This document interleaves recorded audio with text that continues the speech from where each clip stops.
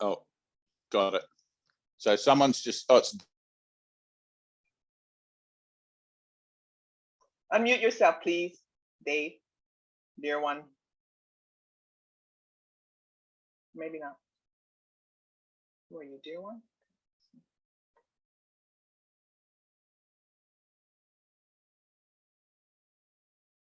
Somebody just walked into his door.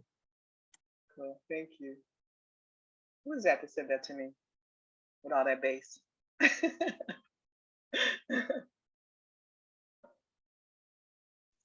It was Scott. Right on, Scott. I can't see anything. I got a lot of stuff up here. All right, so okay. I'm gonna just put in the chat how to raise your hand, but we all just raise our hands when we need to. Just talking when we need to, but just in case. Just having some. Oh, there's Doug. I just have to swipe across. Terry, Anthea, Donna, Mercy, Heidi. Hey, Nikki. Oh, there's a few on here today. Mm-hmm. Judy Oldham. Now that name rings a bell. All right, that's it. So I've got 3. Anyway, so today we're going to be doing the 20-minute book. We're going to do a kind of a preamble, which is something that at the Healing Center I attended, and at pretty much every gathering that I facilitate, we will do the 20-minute book. The 20-minute book, if you don't know, is the reviews. This is the old version of it, and this is the one that we're giving out currently, which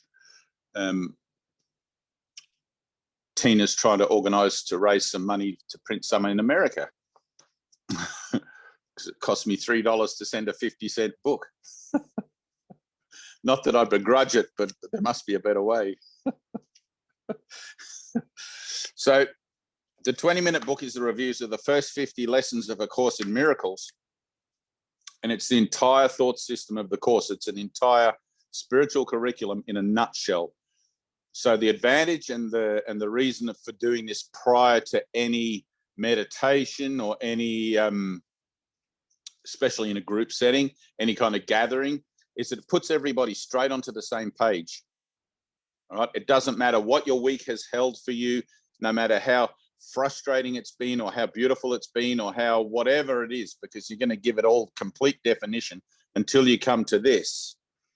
Okay, everything that you think about during the week that's going on in your head, or about what you think might be having to go on after this meeting and all these other things, this brings you to the complete reason that you're in this meeting, in this Zoom meeting in the first place, which primarily is to have an experience, and also to back that up with the mind training and that purification process that will enable you to hold and honor and keep sacred that experience, so that you'll become useful on the earth in the time you have remaining, and not just some mumbling crazy person who's running around saying, I've seen God, and not know what to do with that. Okay, and if ever you've been to an asylum or anything like that, or there's lots of people that have had experiences, but that experience turns in on itself because it only has that ego framework to reference what it is that it thinks goes on, and so it goes kind of bonkers and not very useful in that context. Whereas with a little bit of mind training, can become a hell of a lot more useful and more produce more fruit. So I like to start this as a kind of a round robin. Do you guys all have your book? You're open at the first set of reviews. I'm getting thumbs up. Everybody's got their first set of reviews there. I don't know what the page is in the big book, but I'm going to be reading from this little one. We're going to start with lesson 1. Nothing I see means anything. Okay.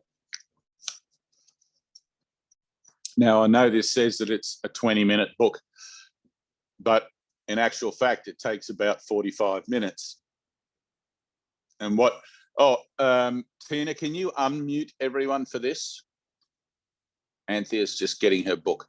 Sure. They can unmute themselves at the time just for the recording, maybe? Or do you want it just to be open the whole time? I think everyone can just sort of keep silent. Okay. Until it's their turn to read. But I don't know how we're going to go clockwise here, because my page is like down. So I'll let you call that who reads next, because you have a big screen. Do you have a big screen? You can see everyone?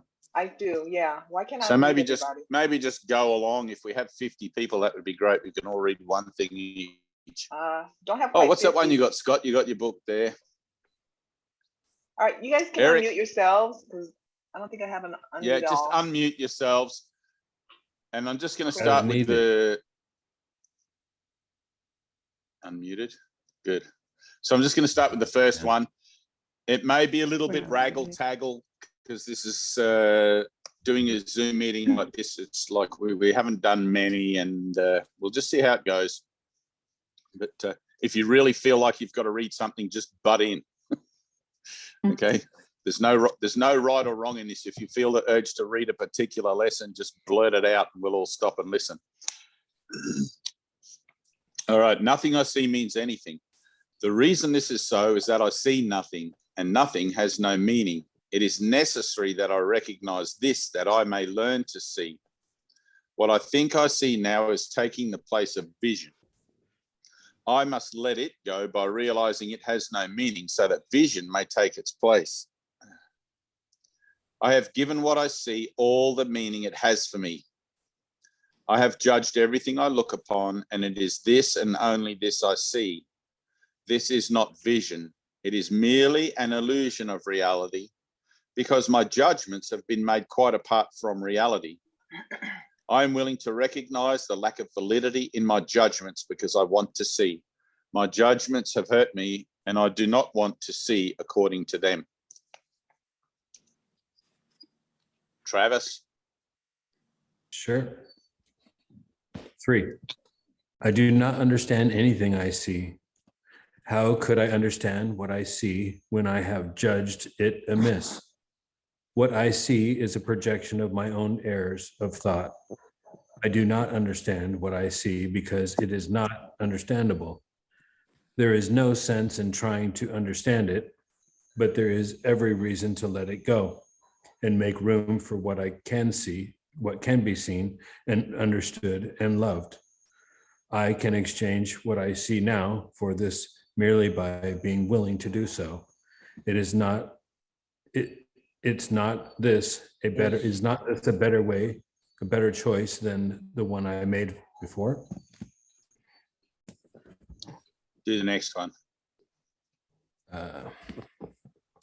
These thoughts do not mean anything. The thoughts of which I am aware of do not mean anything because I am trying to think without God. What I call my thoughts are not my real thoughts. My real thoughts are the thoughts I think with God. I am not aware of them because I have made my thoughts to take their place. I am willing to recognize that my thoughts do not mean anything and to let them go.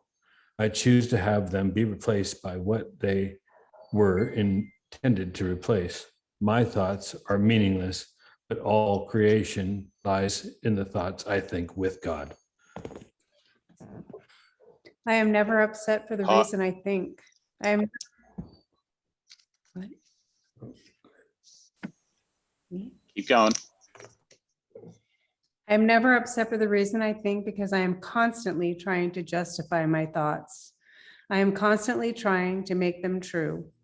I make all things my enemies so that my anger is justified and my attacks are warranted. I have not realized how much I have misused everything I see by assigning this role to it.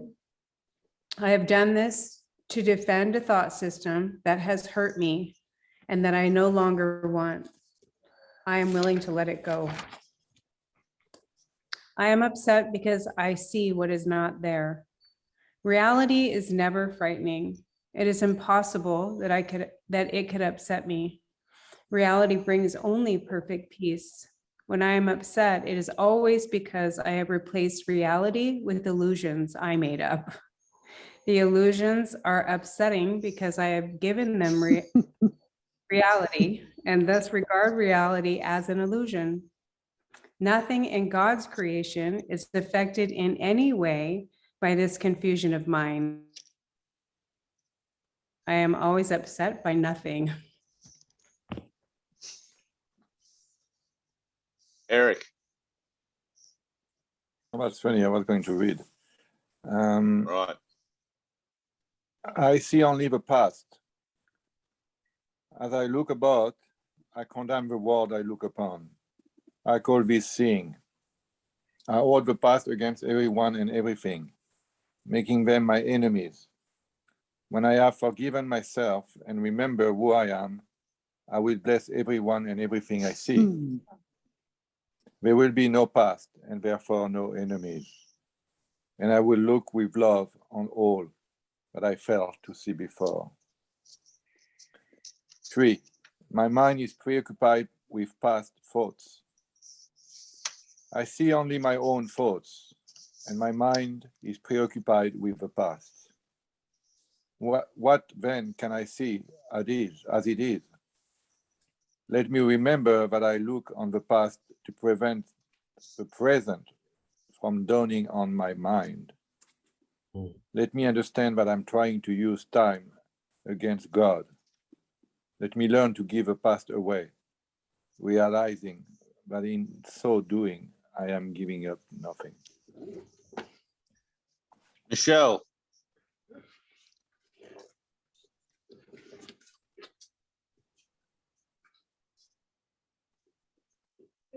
I see nothing as it is now. If I see nothing as it is now, it can truly be said that I see nothing. I can see only what is now. The choice is not whether to see the past or the present. The choice is merely whether to see or not. What I have chosen to see has cost me vision. Now I would choose again that I may see. My thoughts do not mean anything. I have no private thoughts, yet it is only private thoughts of which I am aware. What can these thoughts mean? They do not exist, and so they mean nothing. Yet my mind is part of creation and part of its creator.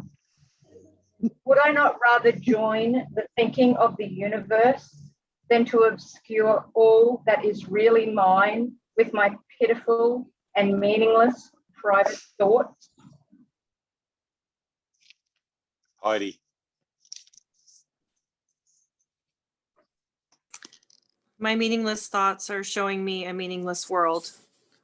Since the thoughts of which I am aware do not mean anything, the world that pictures them can have no meaning. What is producing this world is insane, and so is what it produces. Reality is not insane, and I have real thoughts as well as insane ones. I can therefore see a real world if I look to my real thoughts as my guide for seeing.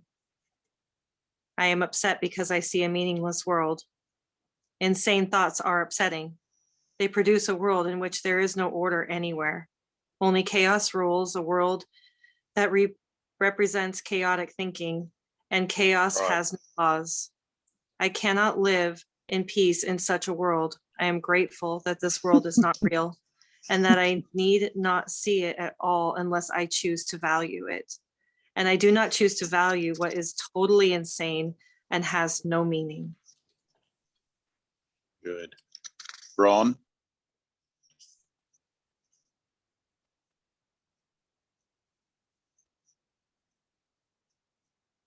Meaningless world engenders fear. The totally insane engenders fear because it is completely undependable and offers no grounds for trust. Nothing in madness is dependable. It holds out no safety and no hope. But such a world is not real. I have given the illusion of reality and have suffered from my belief in it. Now I choose to withdraw this belief and place my trust in reality. In choosing this, I will escape all the effects of the world of fear, because I am acknowledging that it does not exist. Next, God did not create a meaningless world. How can a meaningless world exist if God did not create it? He is the source of all meaning, and everything that is real is in his mind. It is in my mind too, because he created it with me. Why should I continue to suffer from the effects of my own insane thoughts when the perfect perfection of creation is my home? Let me remember the power of my decision and recognize where I really abide. Sam.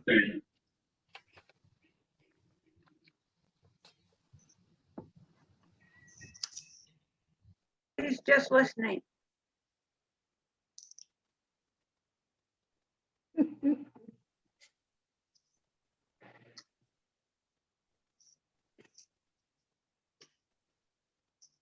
My thoughts are images that I have made. Whatever I see reflects my thoughts. It is my thoughts that tell me where I am and what I am. The fact that I see a world in which there is suffering and loss and death shows me that I am seeing only the representation of my insane thoughts, and am not allowing my real thoughts to cast their beneficent light on what I see. Yet God's way is sure. The images I have made cannot prevail against him, because it is not my will that they do so. My will is his, and I will place no other gods before him.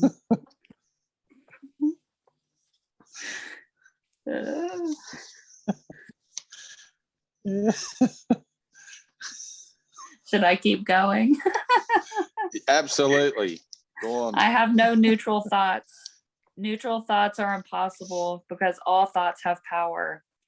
They will either make a false world or lead me to the real one. But thoughts cannot be without effects. As the world I see arises from my thinking errors, so will the real world rise before my eyes as I let my errors be corrected. My thoughts cannot be neither true nor false. They must be one or the other. What I see shows me which they are. Anthea. I see no neutral things. What I see witnesses to what I think. If I did not think, I would not exist, because life is thought. Let me look on the world I see as the representation of my own state of mind. I know that my state of mind can change, and so I also know the world I see can change as well. I am not alone in experiencing the effects of my seeing. If I have no private thoughts, I cannot see a private world.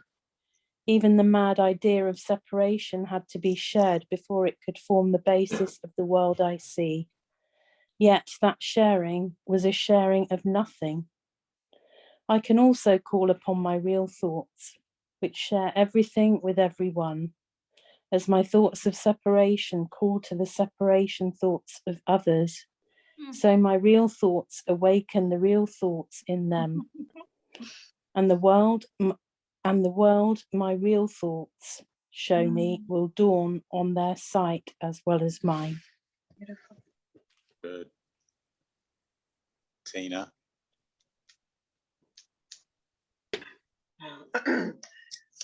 I am not alone in experiencing the effects of my thought. I am alone in nothing. Everything I think or say or do teaches all the universe.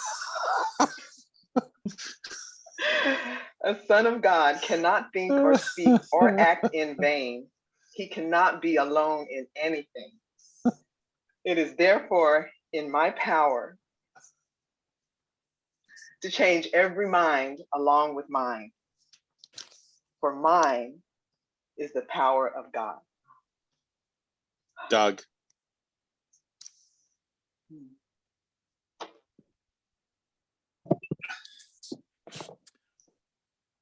I am determined to see, recognizing the shared thought, recognizing the shared nature of my thoughts. I'm determined to see. I would look upon the witnesses that show me the thinking of the world has been changed. I would behold the proof that what has been done through me has enabled love to replace fear, laughter to replace tears, and abundance to replace loss. I would look upon the real world and let it teach me that my will and the will of God are one. Mercy. I am determined to see things differently. What I see now are but signs of disease, disaster, and death. This cannot be what God created for his beloved Son. The very fact that I see such things is proof that I do not understand God.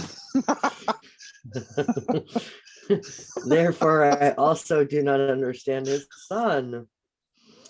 What I see tells me that I do not know who I am. I am determined to see the witness to the truth in me rather than those which show me an illusion of myself. Right. Do the next one. What I see is a form of vengeance. The world I see is hardly the representation of loving thoughts. It is a picture of attack on everything by everything. It is anything but a reflection of the love of God and the love of his Son. It is my own attack thoughts that give rise to this picture. My loving thoughts will save me from this perception of the world and give me the peace God intended me to have. Right. Terry. I can escape from this world by giving up attack thoughts. Here lies salvation and nowhere else.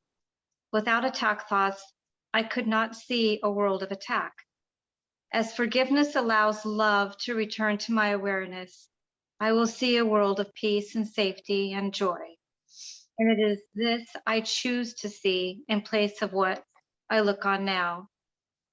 I do not perceive my own best interests. How can I recognize my own best interests when I don't know who I am? What I think are my best interests would merely bind me closer to the world of illusions. I am willing to follow the guide God has given me to find out what my own best interests are, recognizing that I cannot perceive them by myself. Ida. I do not know what anything is for. To me, the purpose of everything is to prove that my illusions about myself are real. It is for this purpose that I attempt to use everyone and everything. It is for this that I believe the world is for. Therefore, I do not recognize its real purpose.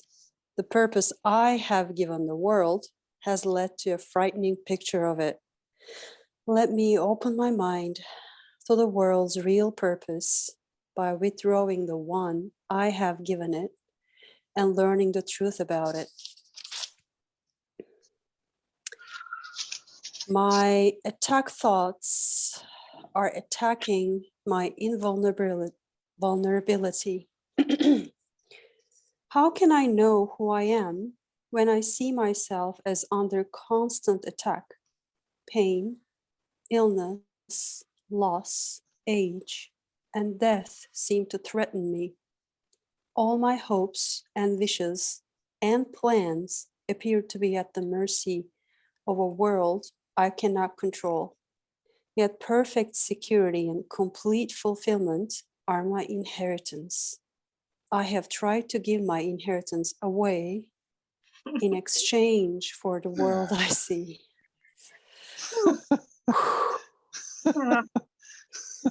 But God has kept my inheritance safe for me. My own real thoughts will teach me what it is. Good. Kevin.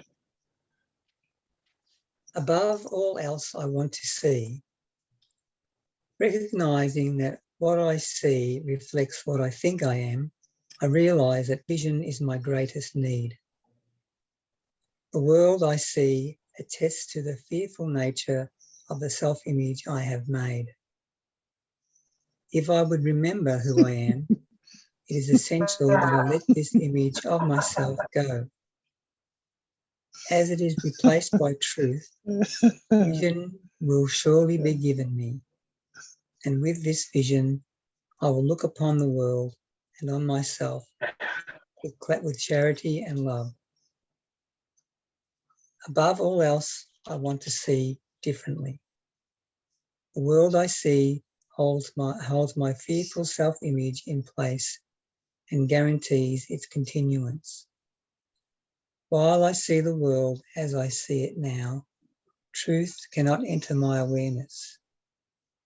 I would let the door behind this world be open for me, that I may look past it to the world that reflects the love of God. Donna.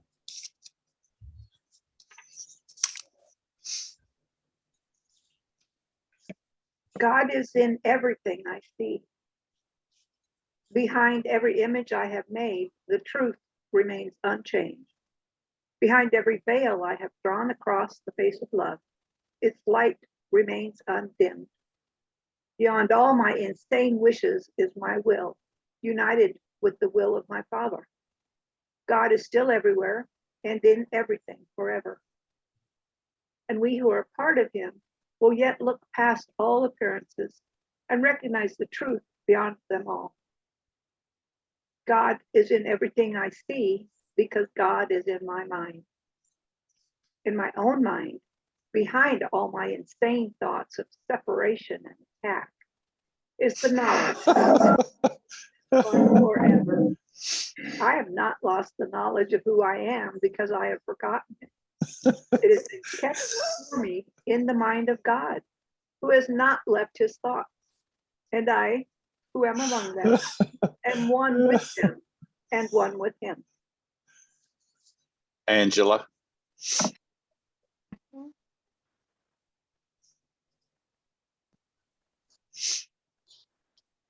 You're on mute, Angela.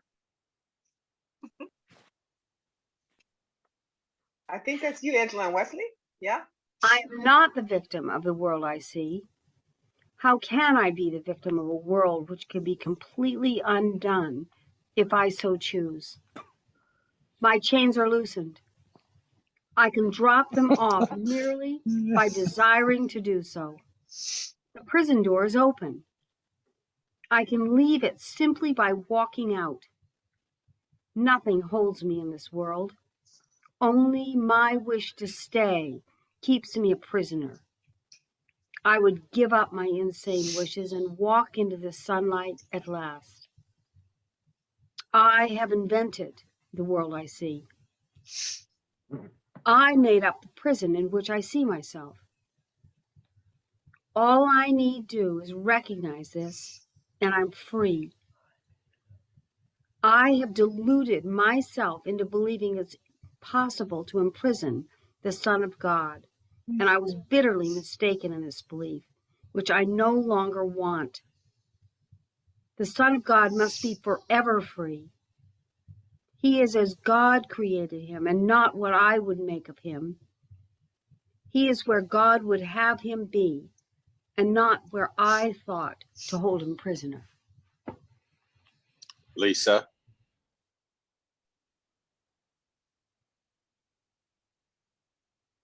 There is another way of looking at the world. Since the purpose of the world is not the one I expect to it, there must be another way of looking at it. I see everything upside down. Lisa, your sound is really not good. Oh, it's not? How's that? Oh, that's better. Yep. Okay. There is another way of looking at the world. Since the purpose of the world is not the one I ascribe to it, there must be another way of looking. I see everything upside down, and my thoughts are the opposite of truth. I see the world as a prison for God's Son. It must be then that the world is really a place where he can be and be set free. I would look upon the world as it is and see it as a place where the Son of God finds his freedom. There is another way of looking at the world. I could see peace instead of this. When I see the world as a place of freedom, I realize that it reflects the laws of God instead of the rules I made up for it to obey. I will understand that peace, not war, abides in it. And I will perceive that peace also abides in the hearts of all who share this place with me. I could see peace instead of this. Nikki. My mind is part of God's. I am very holy.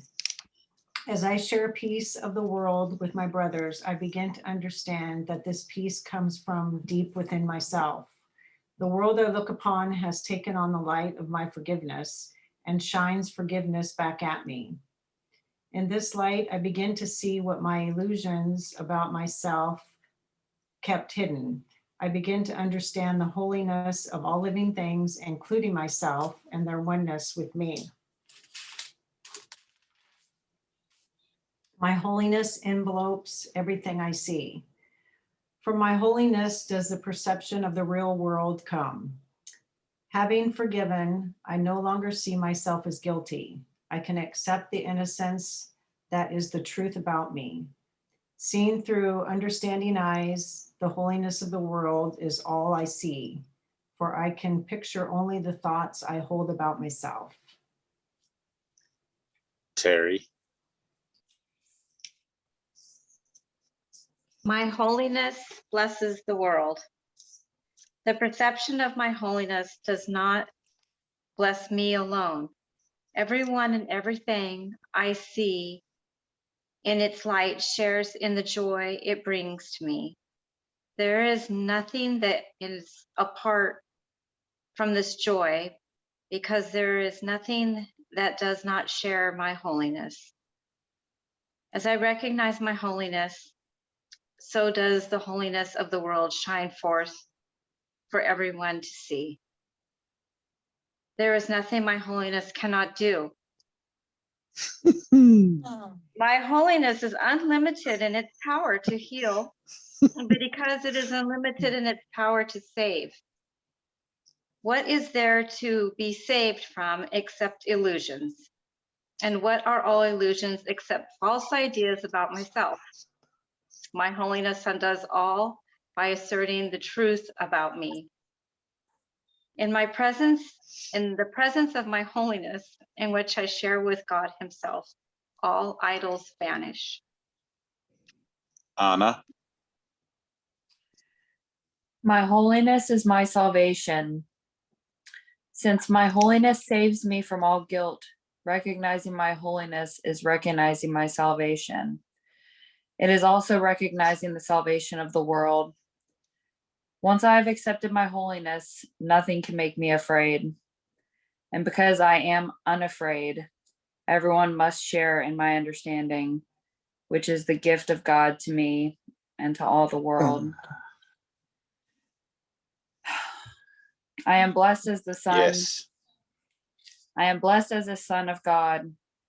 Herein lies my claim to all good and only good. I am blessed as a son of God. All good things are mine because God intended them for me. I cannot suffer any loss or deprivation or pain because of who I am. My Father supports me, protects me, and directs me in all things. His care for me is infinite and is with me forever. I am eternally blessed as his son. Yes. Dean. God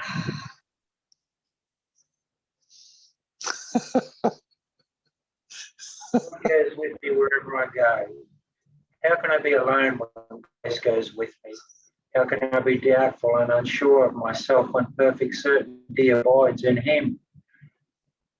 How can I be disturbed by anything when he lives in absolute peace?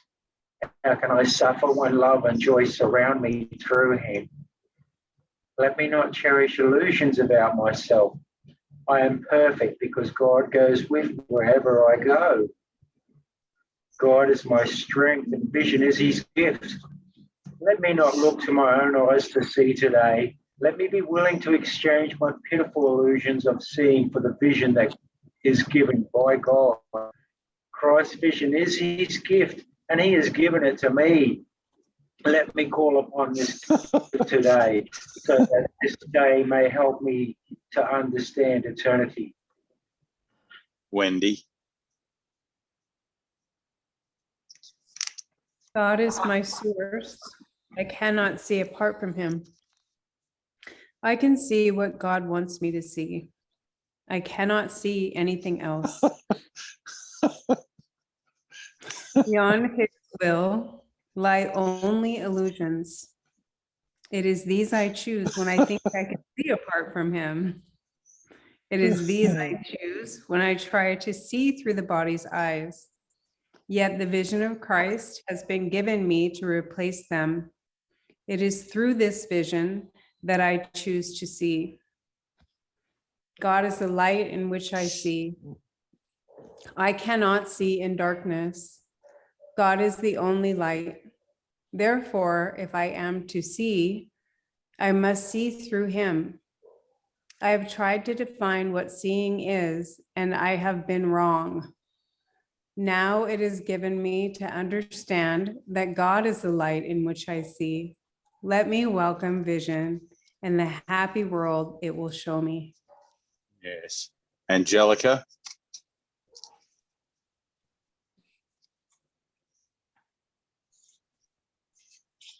Okay, we'll try. I don't know. Angelica's Spanish, so I don't know if she can read it. I'll read it for her. It's Wesley. She can read it in Spanish. We only got the app one up here on English, though. Yeah, you can read. So are we on 46? Can you translate it in Spanish? Yeah, if you give me a second. Un momento. Can she read? Un momento. Can she read the? Can she read English? Can you read English well enough, or do you want me to? I can put in Spanish. Just it'll take about 10 seconds. Let her read it in Spanish. Okay. If she can. Okay. This is 46, not, yeah? 45. 45. Okay. This is not about the words. This is about the message, the signal, the energy, the frequency and the signature that the words represent. So it doesn't matter what the language is. You can hear this because this comes from truth.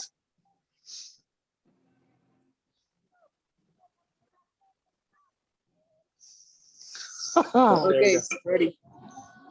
Dios es una mente con la que pienso. No tengo pensamientos que no comparta con Dios. No tengo pensamientos aparte de Él, porque no tengo mente aparte de la suya. Como parte de su mente, mis pensamientos son suyos y sus pensamientos son míos. Okay. No, I'll translate the next one. Just give me 1 second.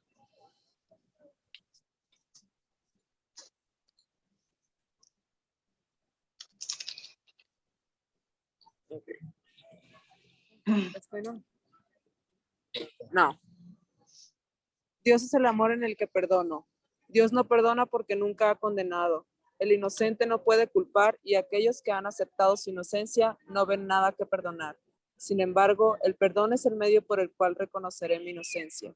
Es el reflejo del amor de Dios en la tierra. Me acercará lo suficiente al cielo para que el amor de Dios pueda alcanzarme y elevarme a mi hogar. Gracias, mi amor. Thanks. All right. Sam? Sam can't speak. He's got somebody there.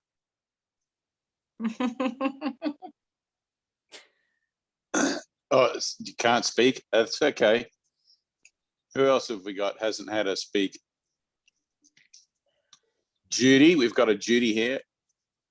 I'll go. God is the strength in which I trust. It is not my own strength through which I forgive. It is through the strength of God in me, which I am remembering as I forgive. As I begin to see, I recognize his reflection on earth. I forgive all things because I feel the stirring of his strength in me. And I begin to remember the love I chose to forget, but which has not forgotten me. There is nothing to fear. How safe the world will look at me when I can see it. It will not look anything like what I imagine I see now. Everyone and everything I see will lean towards me to bless me. I will recognize in everyone my dearest friend. What could there be to fear in a world which I have forgiven and which has forgiven me?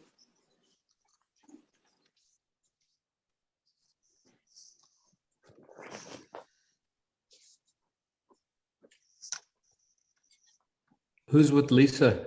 Scott. God's voice speaks to me all through the day. There's not a moment in which God's voice ceases to call on my forgiveness to save me. There's not a moment in which his voice fails to direct my thoughts, guide my actions, and lead my feet. I'm walking steadily on toward truth. There is nowhere else I can go because God's voice is the only voice and the only guide that has been given to his Son. I am sustained by the love of God. As I listen to God's voice, I am sustained by his love. As I open my eyes, his love lights up the world for me to see.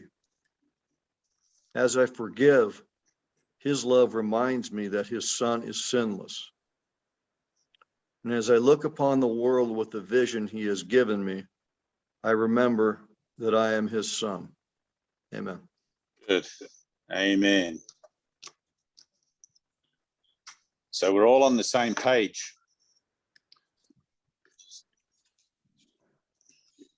I'm just going to plug these things out. Can you guys still hear me if I take that out? Yep. Good. I like to do this without those things in my ears, I think. But, okay, so that was a pretty flat 20-minute book reading, to be honest. Right? There was a few moments there, but and this is the thing that I'm looking at with this, because the whole thing that we're doing right now is an experiment. All right. So welcome to a great experiment. We're all a part of it. And the reading of this little book, it's revelatory. All right. One of the things that I know about this, if I read this, and I think I've mentioned this before, but if I read this book like I'm reading a magazine, waiting for a bus or waiting for an airplane at the airport, just filling in time, it's like my mind on the conscious level is very superficial, and it will do anything to keep me in that band, in that superficial sensory sort of level of mind. But the energetic signature that these words contain don't come from this world. All right. Now, one of the things that many of you will have encountered with your own internal guidance is what I call static. When you meditate, and especially when you're new to meditation, and when you like, if you ask a question with sincerity and with specificity of the spirit, you always get a clear answer. But one of the things that happens when you're learning to listen, usually that answer is a bit like trying to tune in an old radio, and you hear this static, and you all of a sudden you'll hear this like, what was that? Did I hear something? You know, and automatically the ego corrupts it. Right, because the purpose of the ego, which I've given it, is to corrupt everything. Anything that represents anything that's going to lead me towards the truth, its purpose is to corrupt it. So even in the reading of this little book, the ego's purpose is always to corrupt it, to co-opt it, And you'll notice that some of you guys reading this put in words that weren't there, read things as with a few mistakes, and sort of didn't even notice and carried on, even though what you just read made no real sense in relation to the rest of it and all of that. And that's part of it. That's fine. That happens all the time in the beginning. So one of the things that I love about the course is Jesus says there are certain rules or guidelines for setting up your day properly, right? Before your feet even get out of bed and hit the floor, offer your day to God. Okay, that's a conscious offering. It's not a ritual. It's not something you repeat day after day after day, like because you have to, because I said so, because Jesus said so. It's because you want to. Somewhere inside you feel the need for that, because there's an awareness that everything you do is diluted with falsity. Every word that proceeds from the mouth of man is a lie. Okay, so even in the reading of this, there's this kind of ho-hum, dispassionate, just sort of like I'm God's son. That's neither good nor bad. It's just how it is. Okay, so you have to be aware, and this is where you learn to activate yourself. You have to be aware that because the mind exists or seems to exist within the framework of separation, we're going to meet it where it seems to be. All right. I know I'm not a body, but I'm going to meet every day as this body. Right. Jesus says, I die daily. Every day I get up, it's like, oh, fuck, I'm still here.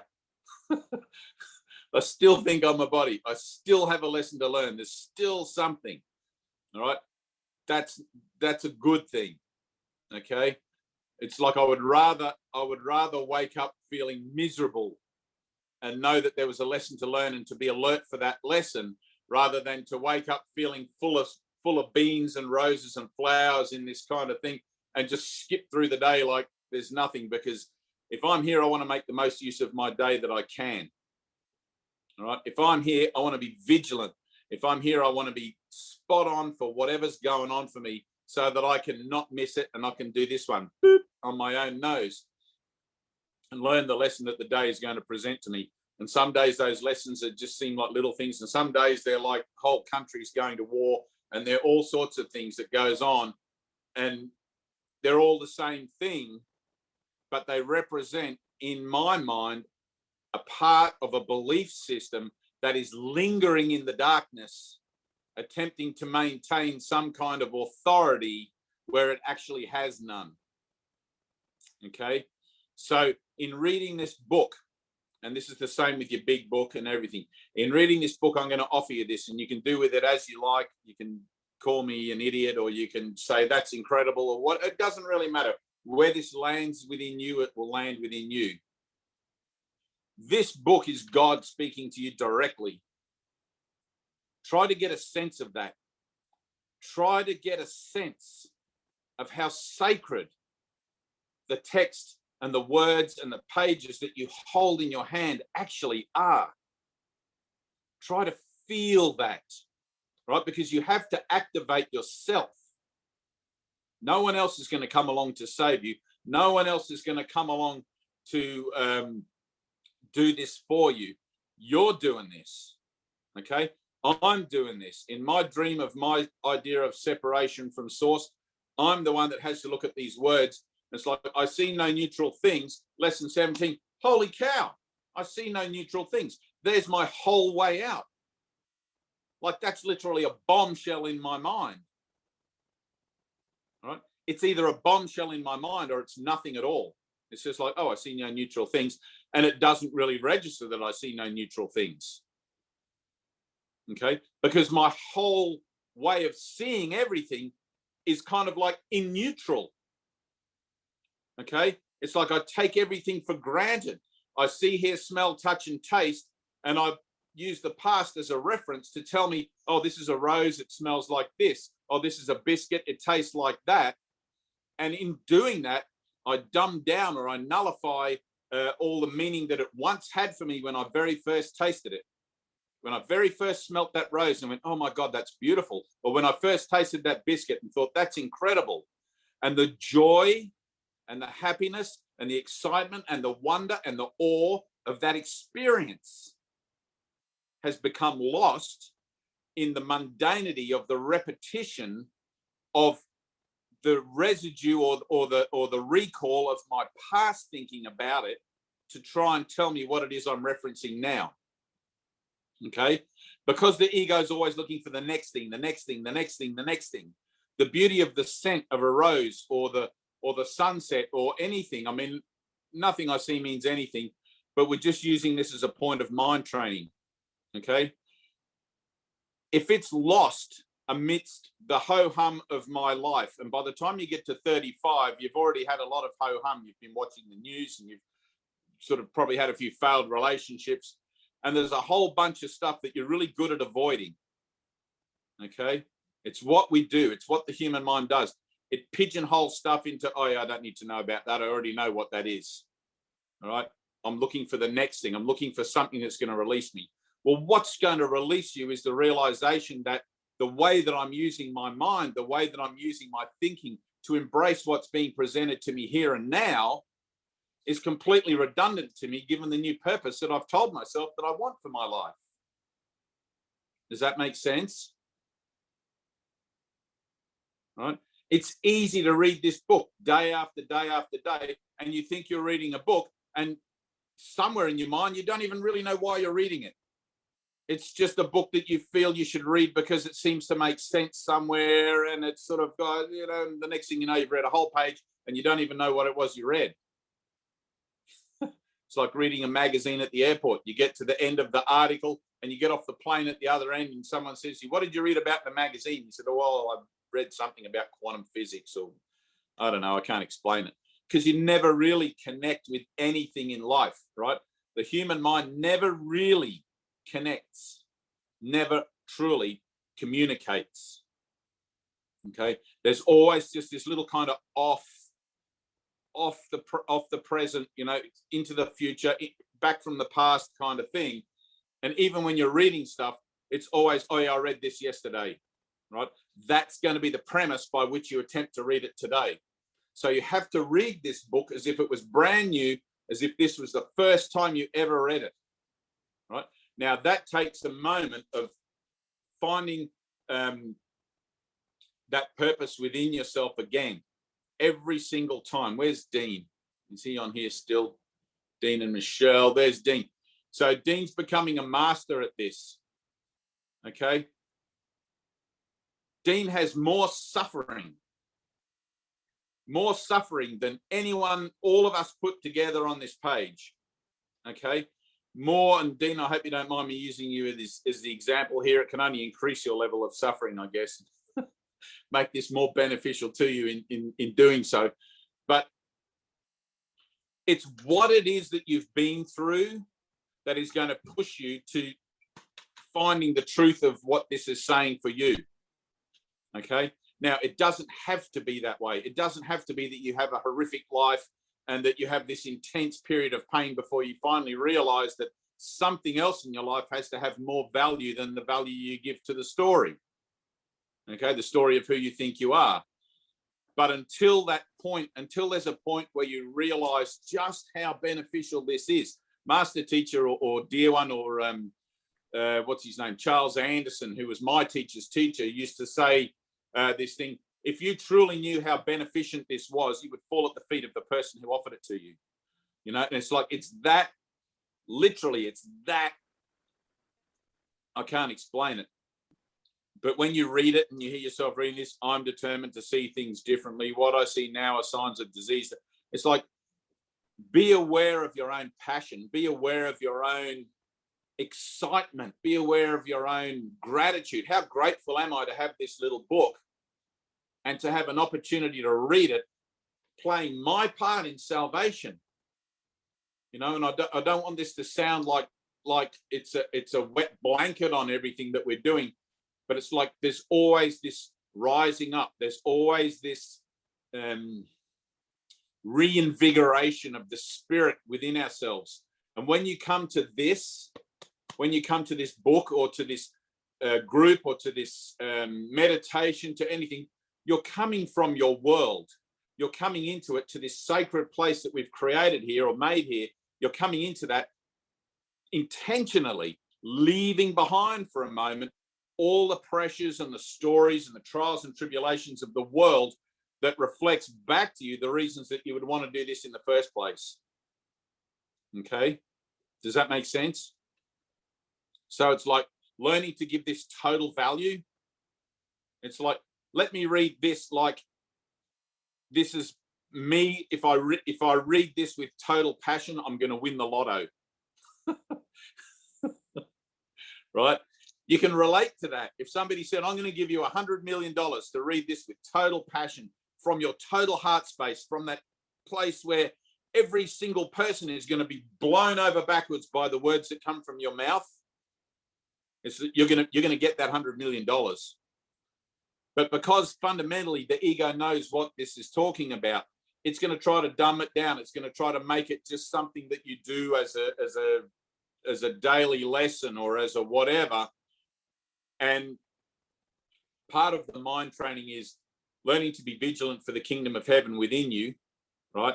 The price of peace is eternal vigilance, but also to be aware when it is that you're not in that complete heart space, that heart and mind together, because the mind is the place of decision and the heart is the place of passion, and they have to come together.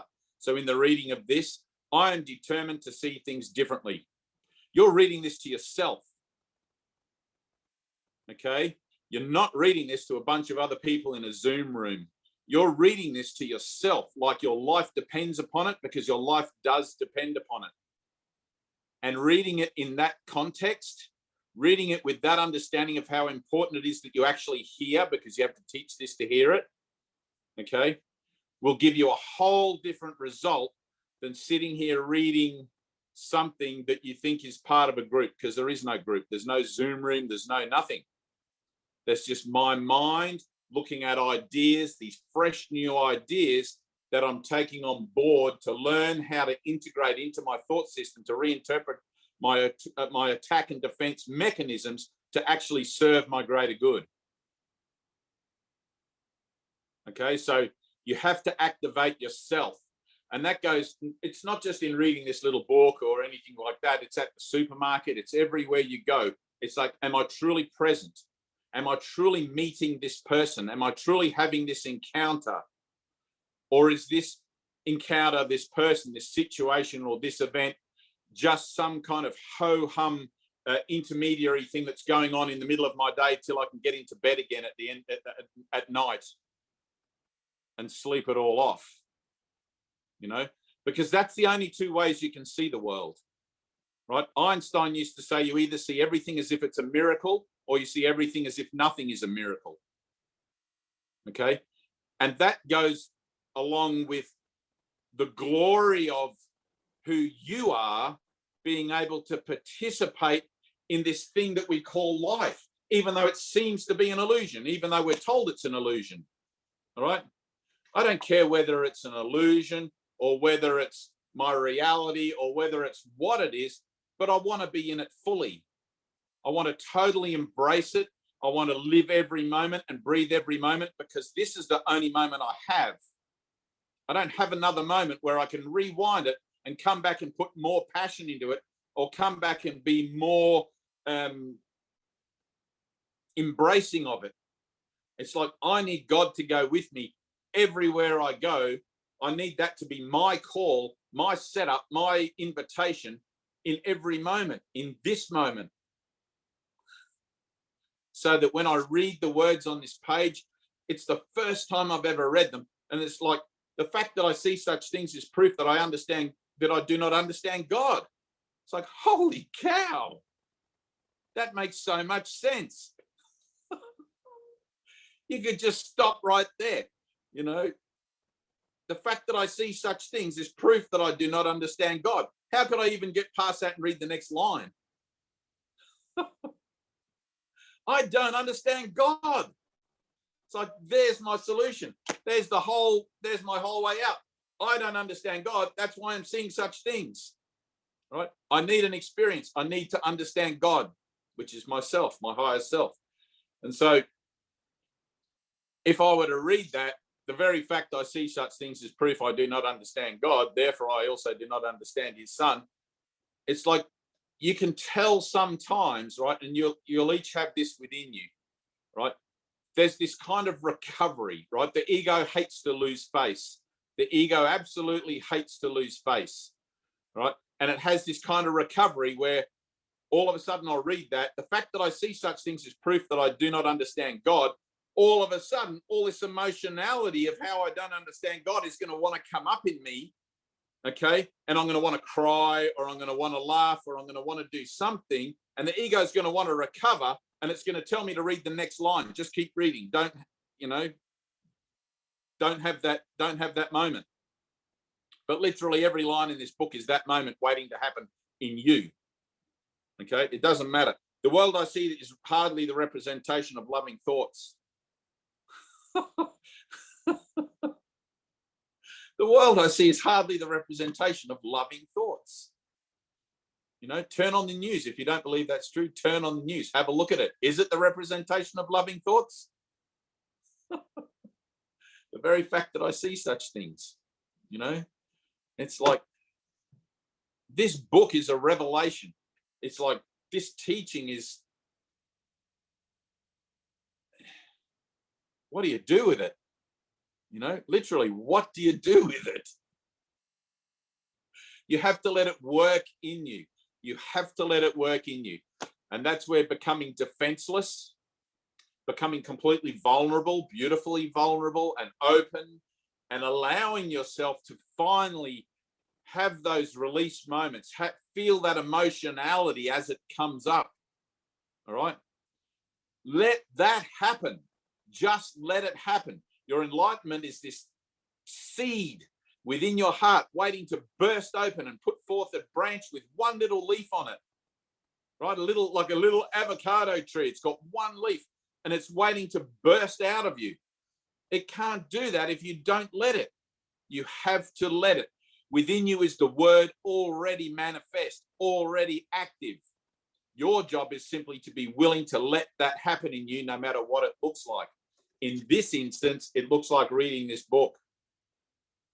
All right. My brother Dean, where is he? Let me find him on the page here. My brother Dean can't hardly read a goddamn page out of this book without that he has a complete meltdown and allows his heart to open so widely that 1,000 souls are released every word he speaks. That's the truth of it. His passion and his determination are so resolute because he's seen he doesn't have an alternative. He's seen he has no alternative but God, and he's embraced it. What is my life without God in it? What is my life without my knowledge of self? What is my life without knowing that in every given circumstance, I'm there to represent the glory of the divinity that is burning within me and waiting to shoot forth as like a little avocado tree with a leaf. That's the most sacred thing in the universe. Have you watched that movie 28 Days? Tina, you did, right. So the pot plant. You know what happens if that pot plant dies? I know. I moved a little avocado to some more light. I'm working it out. Right. More light, more love. That's all it needs. So anyway, in the reading of this book, before you attempt to say your section, say your bit, take a breath, close your eyes, take a breath. Ask within yourself, Holy Spirit, help me to even read the words on this page that is before me in a way that is going to serve me. Because the last thing you want to do is get to the end of the page and not be able to tell me what you just read. The last thing you want to do is to get to the end of this book and have it make no difference in your life. And that happens. That happens. It's like some of us are late time, early. What is it? Like everyone's wherever you're at in your own maturation and in your own process of rising up and acceptance of your own divinity. But some of us are very late timers, early in time, and some of us are early timers, late in time. And I don't know if that makes sense, but you'll know where you're at by how much relevance this has to you in your life and how much value you give it. So if you're aware that, and now that you're aware of what I'm telling you, you'll go back and read this again, okay? And you'll see how much difference there is in what you put into it, because what you put into it is exactly what you get out fold. All right? It's got to be passionate. It's got to be standing on the mount listening to the words of Jesus 2,000 years ago. You've walked across the holy hills of Galilee, of that basin around the Dead Sea there, and you're standing listening to Jesus directly. You've walked 1,000 miles to hear what he has to say, and you want to hear it. Okay? And that voice in your head that tries to interpret everything as if you do know what he's saying already, you don't want to listen to that voice. You want to let this be the first time you've ever heard it. You want to let this book be brand new every moment. These words, these pages of information, living information. I can escape this world by giving up attack thoughts. Woo-hoo! There it is. There it is. That's it. I can escape this world by giving up attack thoughts. You don't have to guess. It says that right in this book. You don't have to guess how to escape this world. But when I read it, am I hearing myself read it? Right now, that's one of the things with the teaching. So part of this course, part of the psychotherapy of this course is that as you teach it to others, you hear it yourself. Because in a sense, there are no others. I'm teaching myself, and everyone that shows up before me is an opportunity for me to declare the certainty of my mind, to hear myself what it is I need to listen to, what it is I need to integrate, what it is I need to take on board, so that the change can occur in me, the shift can occur in me, and therefore extend automatically to my world by the nature of the change in my own thinking about the world. Does that make sense? Okay. It's impossible that you meet anyone by accident. It's impossible that you're in this meeting by accident. It's impossible that you're hearing what I'm telling you now by accident. The only thing that is possible is that you're not actually hearing me, right? Jesus says you have ears but do not hear, and eyes and do not see. Okay. And the only reason that you wouldn't hear me is because you already have preconceived thoughts about what you think I'm saying, rather than actually listening to what I'm saying. All right. And that goes hand in hand with every conversation you have with every person on the planet and every situation that seems to present itself to you. And that's because the ego loves the idea that it's competent. The ego loves the idea that it can meet any situation, person, or event on equal terms and be able to hold its face. Okay. And that's the thought. That's all it has. That's all it's got going for it. Okay. It actually doesn't exist. It's just this idea, this false belief in your mind that it can attract you in one way or another because you think there's something in the world that's valuable. Or I think there's something in the world that's valuable, which maintains my integrity to the premise of something that has no reality whatsoever, rather than accepting truth, which is what reality is. Is that cool? Scott. Thanks, Dave. And if I might, or if I may, I'd like to add a testimonial. Okay. Go for it. Thank you. My teachers spent 17 years with Master Teacher, and they trained me how to read this booklet, and it's exactly the way you just described it. And that's how I read it. Every time, with passion, desire, and intent, as if I were reading it for the first time, every time. And I've had countless spiritual experiences as a result of doing this activity. This booklet talks about vision in the real world. I counted it up over 120 times. I've experienced those things by doing this booklet.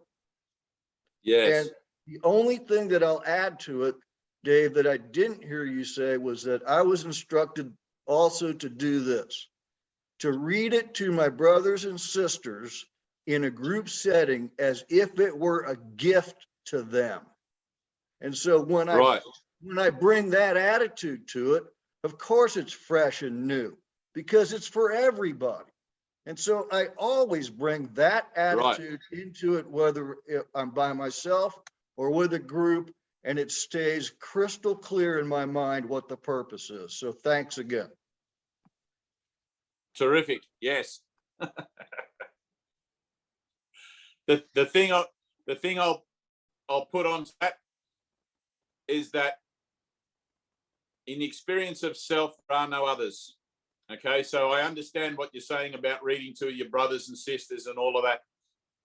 So I always like to come at it. It's like I'm the dunce. I'm the dunce of the group, and I'm the one that needs to hear this. And my brothers and sisters out there, they're waiting for me to hear it. So I read it as if I'm trying to hurry up and get this so they can disappear along with me. It's that important. You know, it's the same thing, but I'm keeping my finger here. So there's nothing more important than my own salvation. The only thing that I can offer to anyone, anywhere, anytime is my own awakening.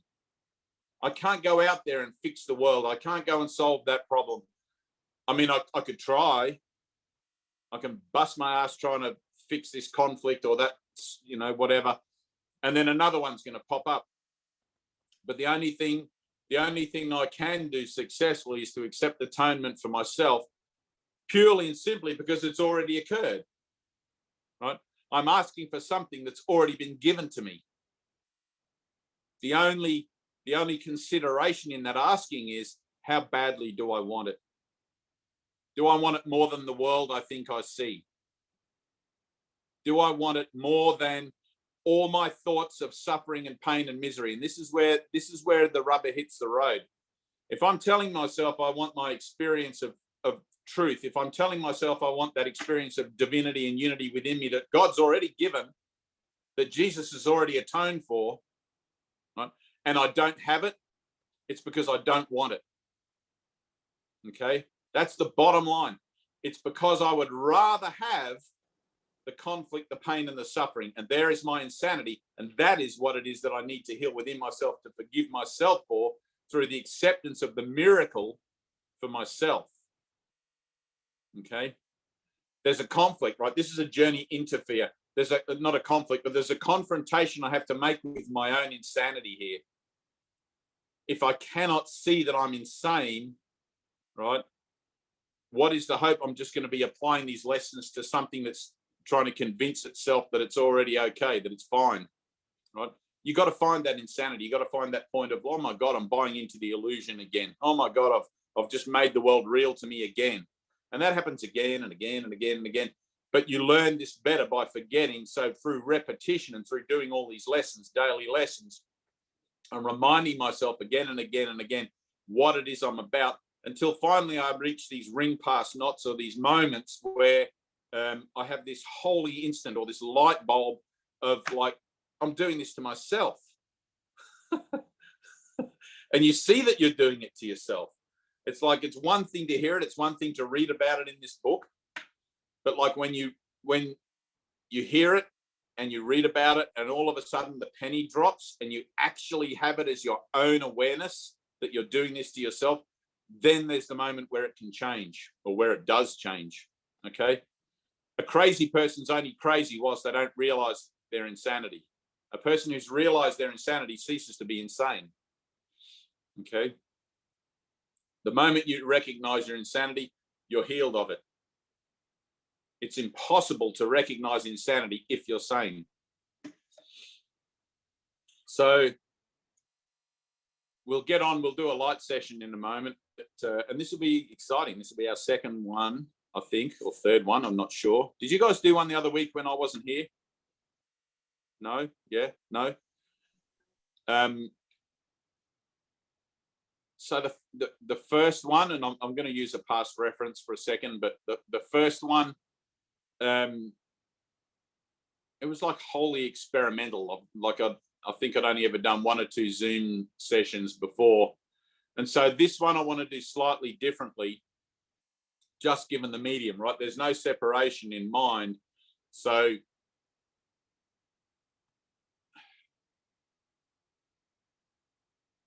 I want to kind of open this up.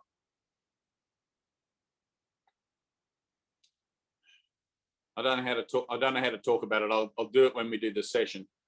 But any questions so far? Anyone got anything? Okay, so, oh, Angelica and Wesley, there you are. You're Spanish. Hola.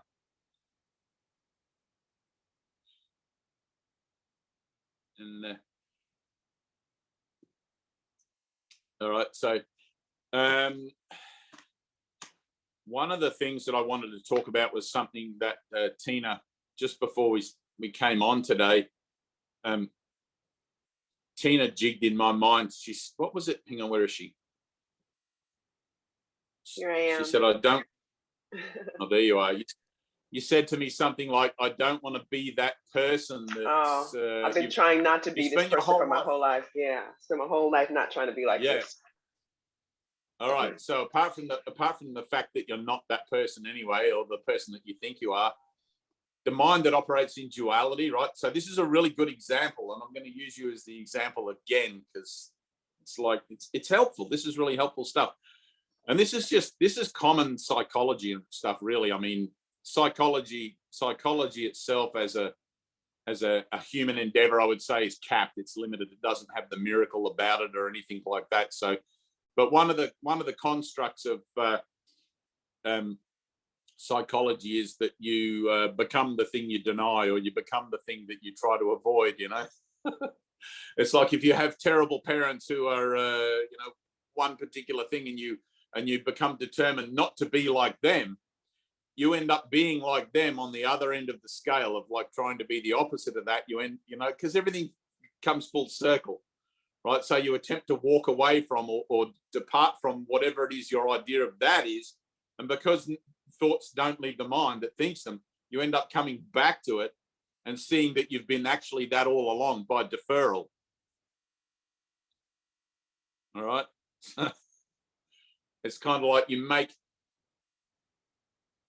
because you're in this world, let's look at the idea of yin and yang, and we'll say to ourselves things like, oh, I want to be a good person, or I want to be the best person I can be, which is completely nonsense because you're not a person to begin with. But you make all these efforts to improve yourself, right? To be better and more inclusive. And I can't think of any of the cool things that people say these days, to be non-whatever. But all of these things are at the expense of something else, okay?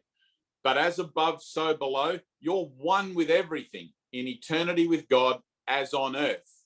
But because the mind projects out what it doesn't like, right, and it keeps and flusters up all the things it does like. Look at me, I'm giving to charity, I'm doing all these good deeds, I'm, like that, right? I'm not the person that doesn't give to charity, and I'm not. It's like you're the whole thing by definition, right? You can't be the yin without also being the yang, right? It's just the yang exists in denial. All right, so we craft and we carve out part of our identity out of just the bits we like, and the other part of our identity, as soon as the bits we like are threatened, it rears its ugly head like a rattlesnake, and the next thing you know, your whole persona has gone down the tube. You're exposed as a fraud and boom shanker, and we've all had those moments where someone said something and it's just triggered us, and our nice facade has just gone nothing. So including in everything that I say to myself things like, oh, I don't ever want to be like that. What was the Karen? Okay, like the committee person, the person that tries to organize everyone else. So everything's perfect. Right? Everything's perfect. For me to transcend, let's say, or to heal that idea of the Karen or the committee person, I've got to include that in. I am all the Karens there are, right? If there's a judgmental or an arsehole or a jealous person or I can't even think of things, but you know all these things, and we point our finger out there and go, oh, look at that person, they're so whatever. So that's me. I'm seeing me. I'm seeing an opportunity to heal something about a fractured thought system in my own mind that keeps me in this cause and effect relationship where I think that I'm actually separate from other people, instead of actually allowing myself to reclaim or re-own the meaning that I've given those things in the first place that manifests that illusion of separation. Okay, so I'm all the Karens there are.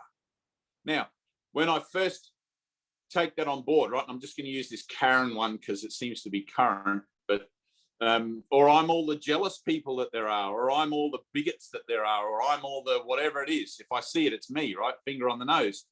So when I take that on board, when I'm willing to accept that I'm a Karen, right, with all the definitions that I've given to that identity, right, at first it may not register. It might be there superficially. Oh, yeah, well, if I'm one with everything, I must be a Karen as well, you know, blah, blah, blah. And you may not feel emotionally the tag or the rejection of that Karen initially in you. All right. And so there's a moment where you'll sit with the Spirit, you'll sit with the Holy Spirit, and you might ask, all right, I see that this keeps showing up for me. I have this recurring pattern, this recurring illusion that's showing up where I'm constantly triggered or my blocks are constantly activated by this Karen identity. Okay. And like there are 4 main blocks in the course. So the denial of peace is the first one, the belief the body is valuable, the fear of death, and then the fear of love. Right. So it's going to reflect off one of those blocks. It doesn't matter what it is. Okay. On the superficial level, on the exterior level that we're initially learning to atone for in our own thinking, it's going to show up there. So Karen's going to represent, let's say, the first one. Just pick anyone. It doesn't, they're all the same, really. Right. But just pick the first one. My desire to get rid of peace. Right. It's because I want to judge. Fundamentally, I came here to judge. I came here to destroy. I came here to upset everything. I came here to be the best in separation I could be. I've reached a point in my thing where I realize that's not working out so great anymore, and I've asked for a better way. Right. But the better way now is through healing, through forgiveness. I have to forgive myself that old script. And the way I'm going to know if my old script is still active is because it's going to keep showing up as Karen or whatever it is. Right. And you'll recognize it. It wouldn't be helpful to you if you couldn't recognize it. Okay. So it's like, all right, let me sit with Karen. Let me be the Karen. Right. And if you're honest, right, this is where you have to be honest. I can't force you to be honest. If you're honest and you sit with yourself for a moment, you'll find, and sometimes it's not necessary to find these, right? If the reference is particularly painful, but it helps with smaller things to help you move on to the bigger ones. Okay. If I'm honest, I'll find situations and events where I have been the Karen, where I have been the jealous person, where I have been the thing, because I wouldn't know what that was unless I gave it meaning, unless it was a thought in my mind that I'd given a value to, in denial of the fact that there's no such thing as a Karen. There's only love, right? It's down there deep in the dark of my basement, of my subconscious, taking up space where there could be peace instead. And I would rather see peace instead of this. Okay. So I'm letting go of all my definitions of everything by taking responsibility for it. It's like, oh, hang on, there by the grace of God goes I. That Karen, by the grace of God, goes I. There's no Karen out there. There's just me projecting my denial of the wholeness of love that I'm trying to avoid for myself onto some other person's situation or event, looking at it, getting the result of looking at it, which is the meaning I've given it, and judging myself in relationship, in this cause and effect relationship thereby, and maintaining my illusion of separation. Okay. There's no one out there. There is no Karen. There's a bunch of dream figures. It's like, you know, those PlayStation or Xbox and the kids have, and they put those things on and they're actually in the game. That's what this is. It's like that. Jesus is just saying to you, here, just take that off for a second. Just take that off for a second and you'll see the truth. Take that off for a second and you'll see the truth. And our whole lives, like you said, your whole life, you've been trying not to be that person. That's going to be a powerful moment for you. There you go, right? You're right there now. Now you can love that person. You can include that in, be grateful to the Karen for playing their part in your dream of separation, and offer them the liberation from having to play that part by accepting the truth about them rather than the illusion that you've projected out there. That's my brother in Christ. There by the grace of God goes I. I think there's another little leaf growing on your avocado tree back there now. Look at that. Right. Can you hear that? And it's humbling, you know, it's really humbling. It's like you look into that mirror and for a second there's like this embarrassment and there's this humiliation and there's all of that. That's fantastic. The more embarrassed and the more humiliated I become, the happier I feel. You know, you have to teach this to hear it. You have to teach this to learn it. You know how many times I've mucked up this teaching? It's fucking incredible. It's amazing. It's the most beautiful thing to stand up in a room of people and make a mistake with this and have somebody who's just turned up for the first time point you out in the crowd and go, that's not true. And then the gratitude that you have, you know, the gratitude for being held to account. It's because I've told Jesus, I want to be held to account now. I want to be brought back into the truth of what I am. I want to be brought into alignment. I want to have the ray association that I am to be true in me, not to be something that's a little bit this one day, a little bit that the next day. It's going to be something that's uncompromisable. Right? To do that, I have to allow myself to be blown to the left and to the right like a reed in the wind. I can't be all stiff and upright. I've got to allow myself to go whichever way the dream goes, whichever way my particular journey takes, you know, and the Holy Spirit will arrange that. As above, so below. Let me not defend myself. Let me be defenseless in the face of my illusions, knowing that God goes with me. I can't be hurt by my illusions. That my sole responsibility as a miracle worker is to accept atonement for myself in the face of everything that seems to be false, in the face of everything that seems to upset me. Wars with the Ukraine, plagues from COVID, the person next door that plays their music too loud at night, the Karen at the local church who tries to organize everything. You know what I mean? If it pisses you off, there's an opportunity for gratitude. Right? You don't have to worry so much about the things that make you happy, because all of your happy thoughts come from a place where that's true in you. Okay? It's not your thoughts about it. It's just the happiness that they represent. That's what you are. You are that happiness. You are that joy. You are that light and you are that love. But the temptation to perceive yourself unfairly done by and all of these other things, that's just as real for me as anything else. But it's just a quick realignment. You know, the correction happens like that. It's so beautiful and so powerful. It's like, whoa, there by the grace of God go I. There's another opportunity for me to include in something about myself that previously I didn't want to include into my wholeness as being one with me, right? Now I'm willing to accept that it's one with me and to allow for that to be released to the truth so that I can be shown what that is in me and thus extend it. The Holy Spirit does nothing without your say-so, right? But having those lessons show up again and again and again, you know, like a lesson repeats until it's learned.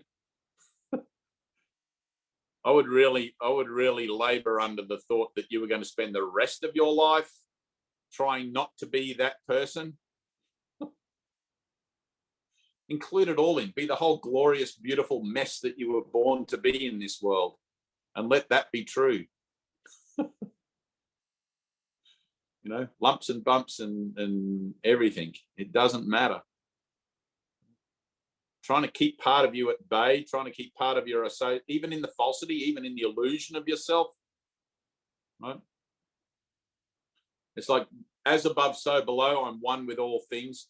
When you're one with all things here, when you've stopped resisting being the Karen, or stop resisting the idea that you're jealous or that you're greedy or needy or any of those sorts of things, let that all go, and you can just walk the world like, yep, that's me. Yep, I'm one with all of that. And it's actually true for you, right? Then your state of mind is one of a singular state. Okay. Every opportunity is an opportunity for peace in you. And eventually that begins to work by itself. And you just find that you're walking around, you no longer see Karens. You no longer see jealous people, because you've already gone through that healing of it in your mind.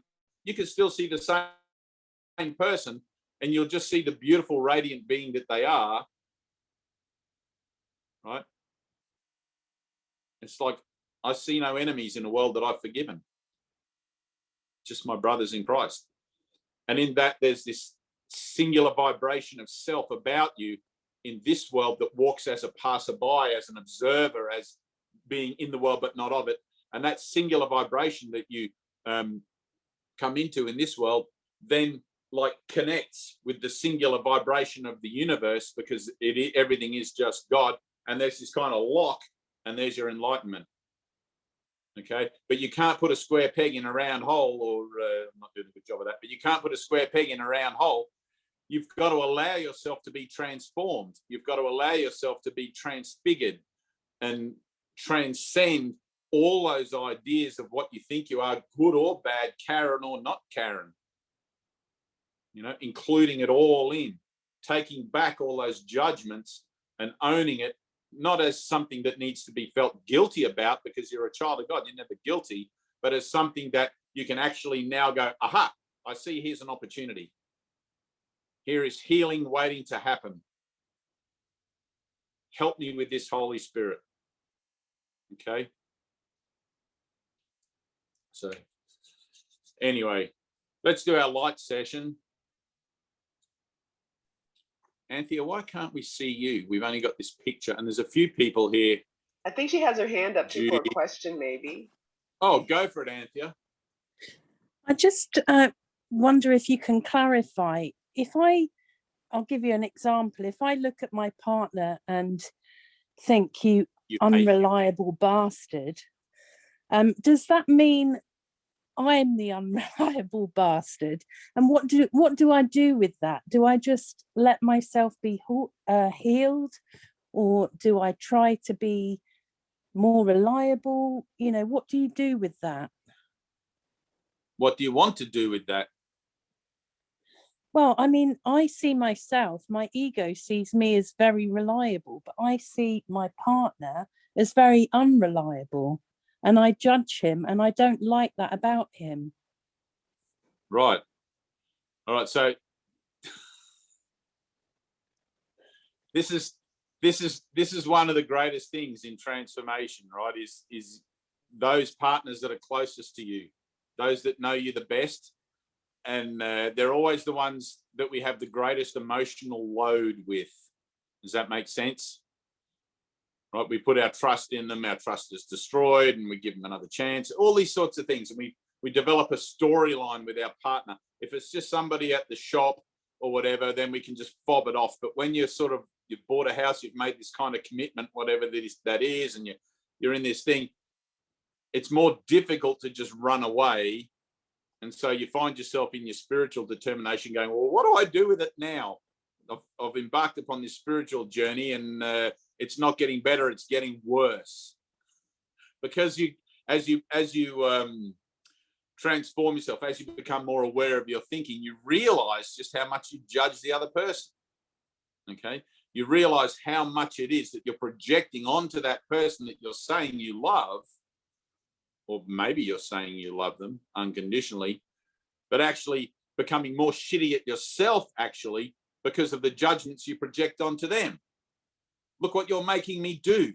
Look at you making me project onto you all my crap that I don't want to take responsibility for and blaming you for it.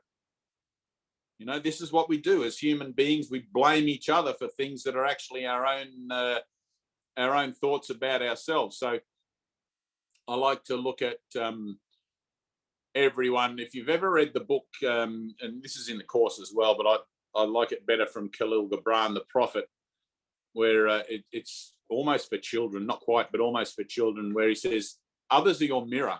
Other people are your mirror. They're showing you something about yourself that you don't want to look at, right? If you see unreliable in your partner and you think you're reliable, there's the yin and the yang, okay? But you're doing the same thing as Tina. You're trying to maintain the yin for yourself and project the yang out onto someone else because you don't like being unreliable, okay? So you're going to project it out. I don't want to be unreliable because that's not a good attribute for a person to have, is to be unreliable. Nobody likes an unreliable person, right?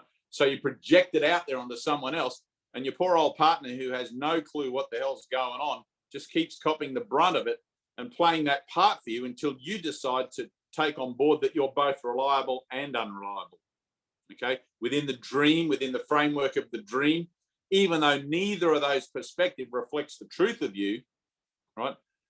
In accepting atonement for yourself, you're bringing the cause and effect relationship that you have with your partner together in one place and putting your finger on your nose and accepting the whole of it. Okay? I'm totally responsible for this relationship, not partly on me and partly on the other person. I'm totally responsible because it's only my own thoughts telling me what's going on. Okay? And if my own thoughts are the cause of my problems, which they are, in case you haven't realized, if my own thoughts are the cause of my problems, then it's in my thoughts that the solution must be, not my thoughts about it, but in my mind. Okay? The idea that we read in that book, the 20-minute book, I can escape the world by giving up attack thoughts, right? That's literally that lesson, right? I can escape the world I see by giving up attack thoughts. Right? Anything that disturbs your peace of mind is an attack thought. It's not going on out there in that person. It's going on in your mind because you have expectations of what you think things ought to look like, and you project it out into the world, onto people's situations and event, and suffer by the lack of the fulfillment of the expectation as you want it to be. Okay? In this world, you need to learn to accept that nothing is perfect. Nothing is ever going to be perfect, but it's perfect in its imperfection. Okay? This is a world, if you're looking through the body's eyes, this is a world that is always going to represent the opposite of truth. It doesn't matter how many partners you have. That lesson is going to present itself to you again and again and again through different people, events, whatever, until you're willing to take it on board that you are not separate from it. Right? Life is not this thing where I'm a body and I have hands and feet and I can do stuff. Life is way bigger. It's way out of the ballpark. It's like beyond human imagination. Right? If you can see life as information, if you can see life as code, or what would you call it?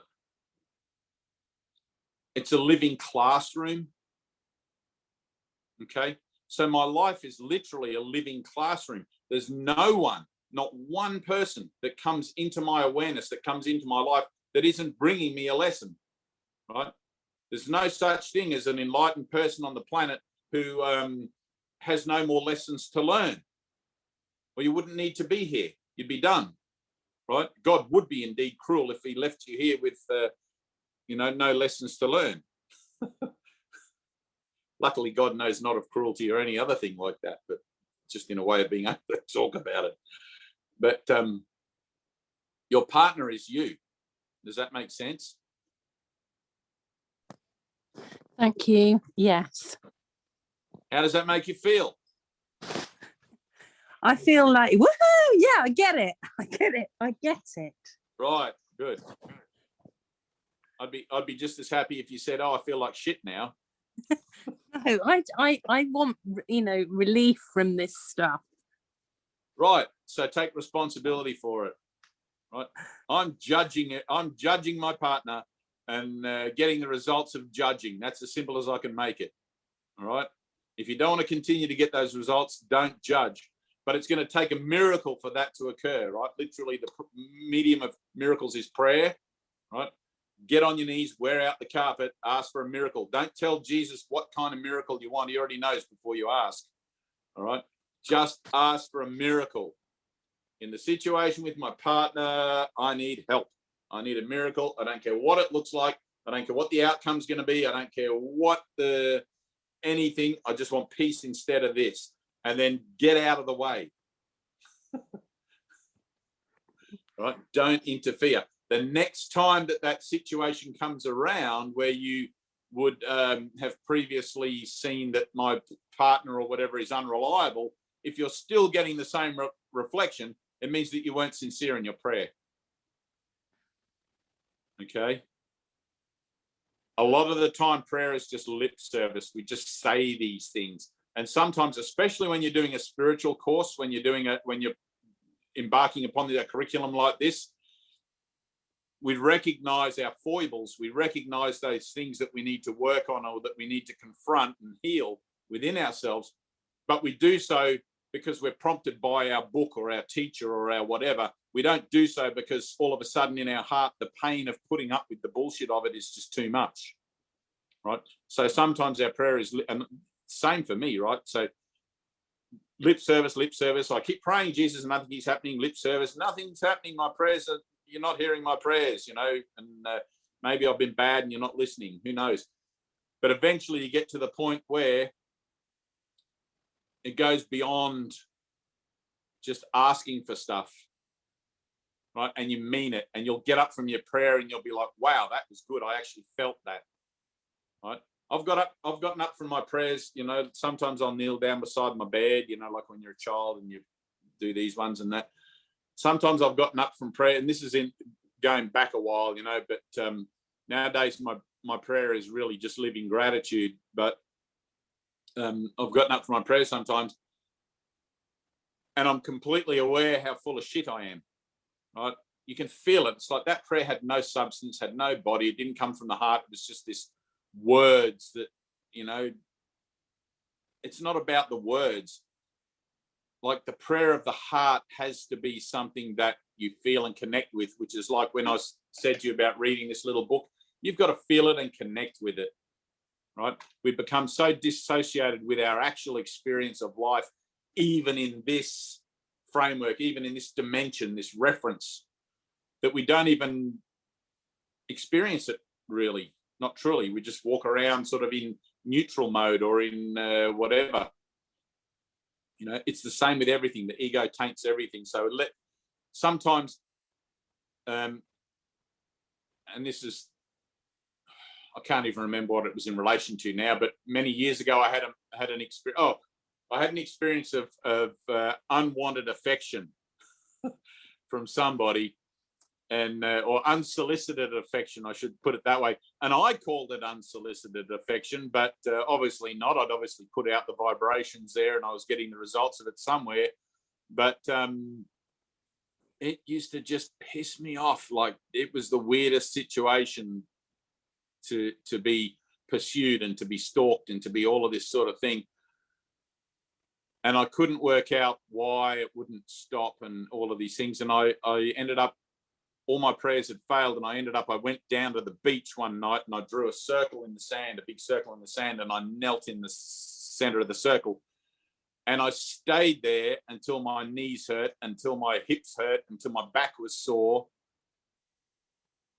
And I felt that I actually had even some kind of little glimpse of integrity for the reason that I wanted to be there to pray. Does that make sense? Because I knew that God doesn't fail me, I fail me, right? It's not God being dishonest in his promise to me. It's me being dishonest in telling myself that I want healing, when actually, in a matter of fact, Jesus is telling me in the Course, I don't actually want healing. All I want is a better life in the dream.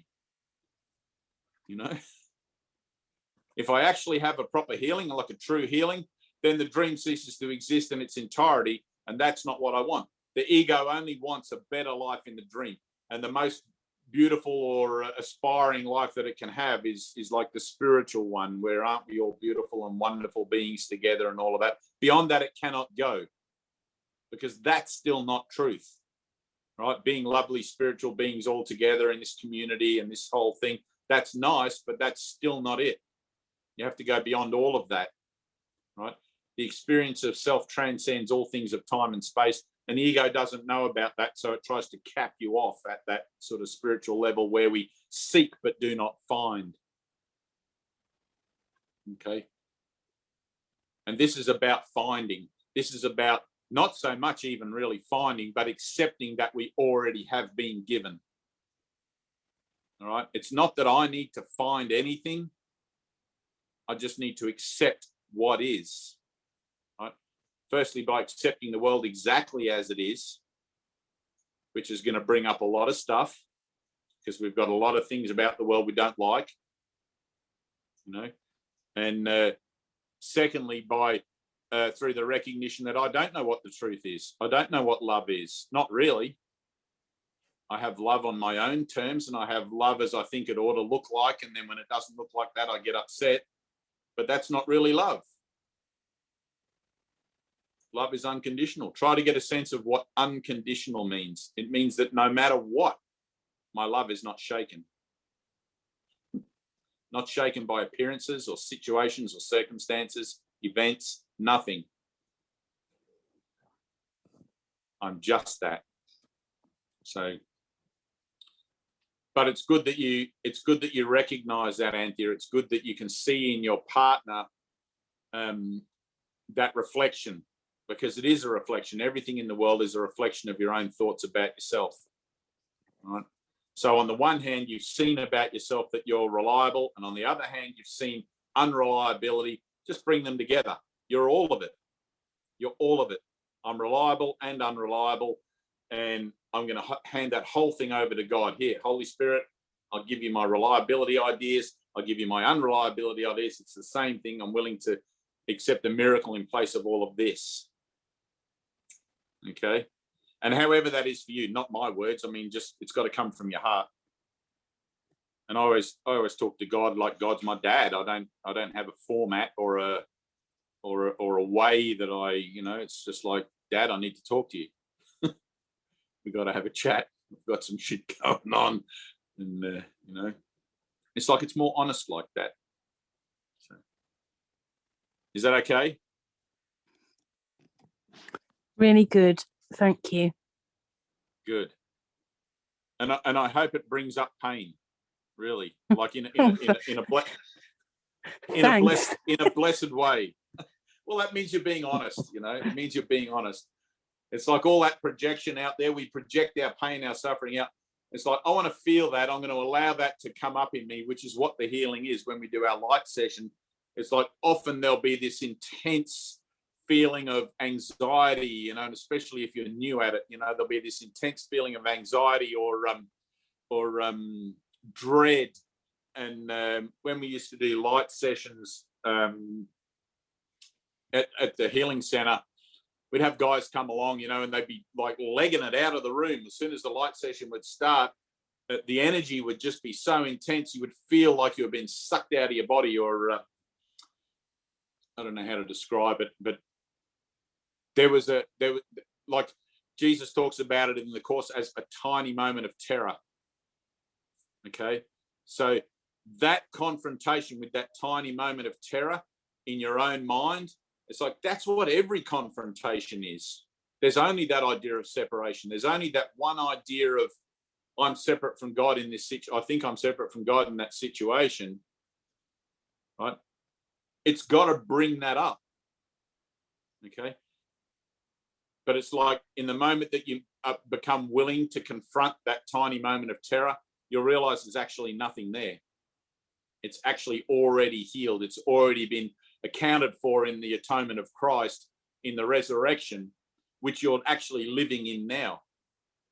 But you have a memory of it in your mind as the first idea of change, as the first experience of separation, which was totally terrifying.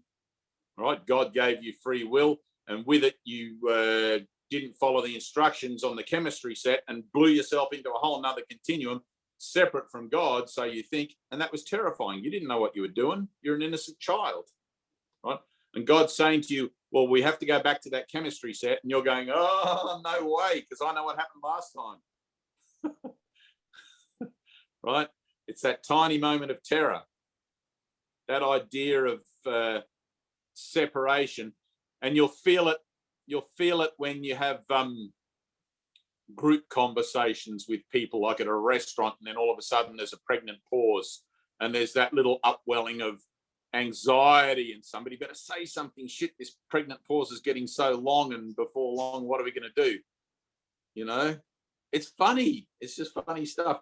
And then, oh, isn't it lovely weather we're having? Someone will adjust, right? There's an adjustment to that moment of total devastation, of anxiety, of realizing how actually incompetent we are as human things to have a meaningful relationship and meaningful conversation. We fill up our lives with the mundane and the trivial, and that passes as conversation because everybody does it, so it must be okay, right? Where in actual fact, there's nothing wrong with saying nothing.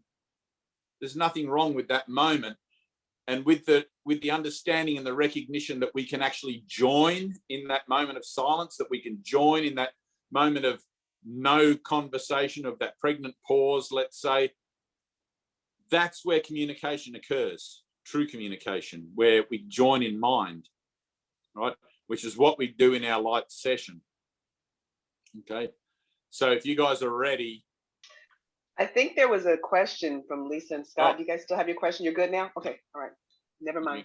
Yeah, go for it. I can't see anyone here. No, we got it. We got it. You're good? All right, cool. You got it? All right. I have to swipe right on my iPad because everybody's in little boxes and things. So we'll go ahead and do our do a light session. So if you're slumped in your couch, if you're whatever, sit up properly, sit up nice and straight. Put yourself into sort of like a posture of readiness, a posture of willingness, a posture of yes. Okay? And I want you to close your eyes and take a few deep breaths. Close your eyes, Terry. Take a few deep breaths. I can see you, forget I can see you on here. All right? Take a few deep breaths, and I want you to ask within yourself, Holy Spirit, here I am. God, here I am.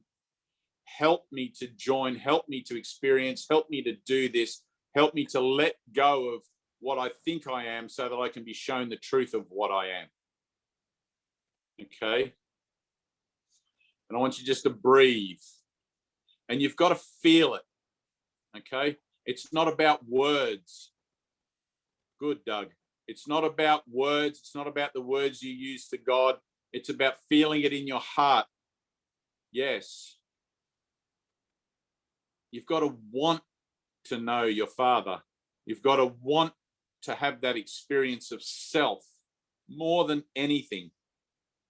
There's got to be a place in you somewhere, however dimly, where you realize that the world actually offers you nothing. Despite all the hobbies, the jobs, the money, the fame, the power, the community, everything that you've got here, it all ends up with a pine box 6 foot underground, right? This moment is sacred. This moment is the only moment we have. Donna, you ready? There we go. Breathe. Here I am, Lord. We're stepping into our healing circle. We're stepping into this circle. We imagine a circle in our own mind, and in our willingness to be used, in our willingness to give, to receive, right? Giving being the greater. Here I am, Lord, use me. Let me be an instrument of your love. I don't know how, I don't know anything. Guide me. I need total dependence on God. Right? We are learning to become totally dependent on our own inner guidance. Breathe in through the nose, out through the top of your head. Nikki, breathe deeply into your stomach. Here I am, Lord. Try to feel it when you say that. You're presenting yourself to the divine. God's not judging you. You're the only one judging you. You come with all your guilt. You come with all your whatever it is, whatever baggage, you bring it all with you. Don't try to be holy. Don't try to be more than you think you are. Be honest about where you find yourself. All the things you think you've done, none of them have been so, but because you think you've done them, they're real to you, right? It's only the experience that's going to show you that none of them are actually real. Nothing actually has occurred. There is no world. Yes. Ready? Mercy, breathe. That's it. Deeper. Wesley, deeper. Yes. Here I am, Lord. Not because I say so, but because this is the moment you've given yourself in sacred duty to give to yourself. Breathe. Feel. I want you to feel. Let yourself feel. Here I am, Lord. All of this I would give to you. My world I would give to you. All my joys and my pains, everything. I'm stepping into this circle to be used. However that's going to look, I don't care. Whatever that's going to entail for me, I'm not going to decide one way or the other. I'm just going to accept it. Breathe.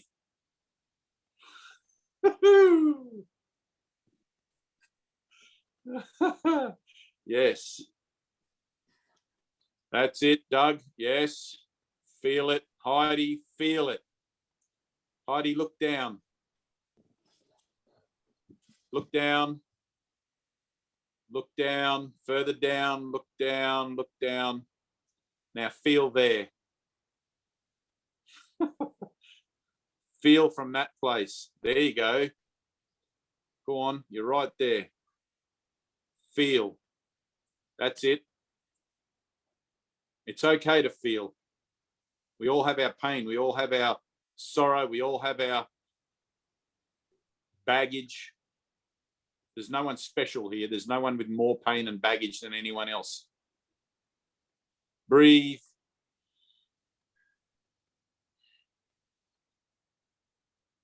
Here I am, Lord. Here I am. Ready?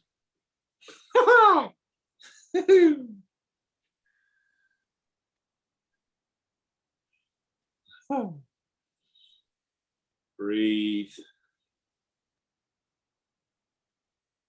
Feel it. Yes. Yes. Look at that person that pisses you off.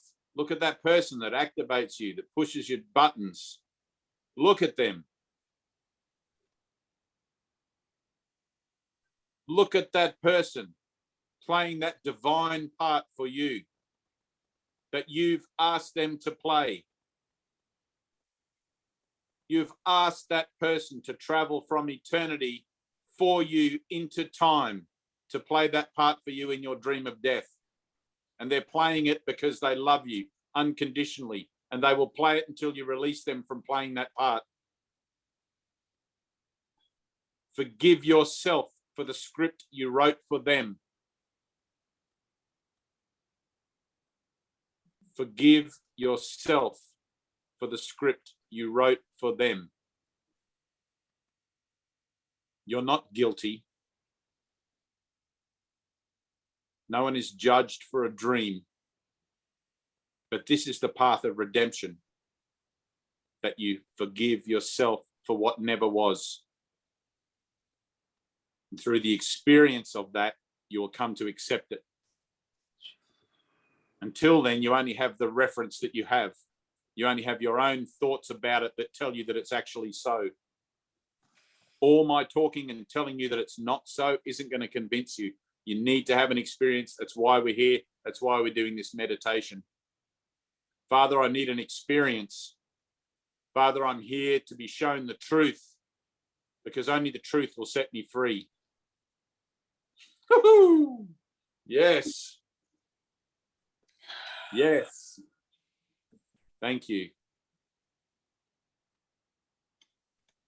Michelle, focus. Here I am, Lord. Karen, yes. Yes, that's okay. Feel that. Let that happen. Give it to God. Yes. Healing looks like whatever it looks like. Sometimes it's crying, sometimes it's laughing. Yes. Breathe. Ida, breathe. Feel. Mercy, yes. Thank you. Thank you.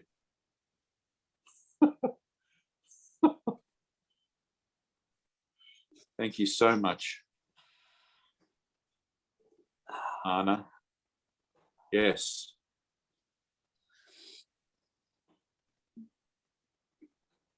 Breathe. Keep breathing. If your mind wanders off, if your mind goes to a noise, or maybe I'd like a cup of tea, just bring yourself back. Here I am, Lord. You ready, Donna?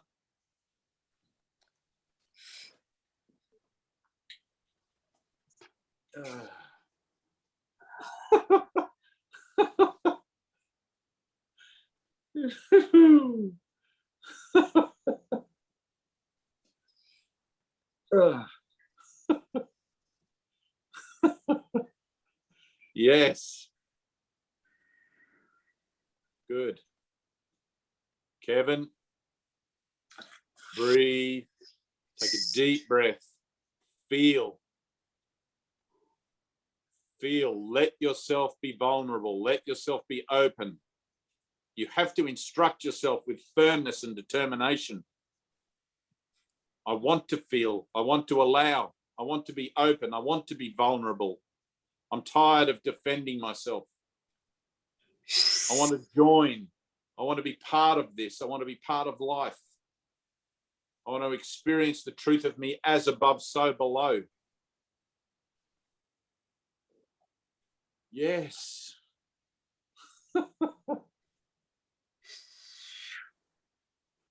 Offer it up. Offer it all up. Here I am, Lord. Here I am, Lord. The passion of the heart with the decision of the mind. Heart and mind together. Here I am, Lord. You've made the decision to come to this meeting. You've made the decision to join with others in this conceptual monologue of reasonability. Now we're going to put it into practice. Now we're going to be accountable. Now we're going to be responsible. Not with blame or guilt as the undertone for doing that, but with freedom and truth as our inheritance, because that's what we are. We are this moment. We are truth. We are what freedom is. We are an idea.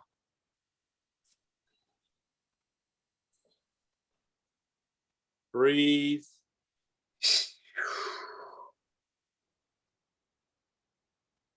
Sometimes it takes a moment to find that connection. Sometimes, you know, when I was younger, I used to take myself off into the rainforest and I would get really angry that I didn't feel connected to anything. I would get really upset that I felt so empty inside and disjointed and not part of things. I felt like I was an outsider in my own world, in my own experience.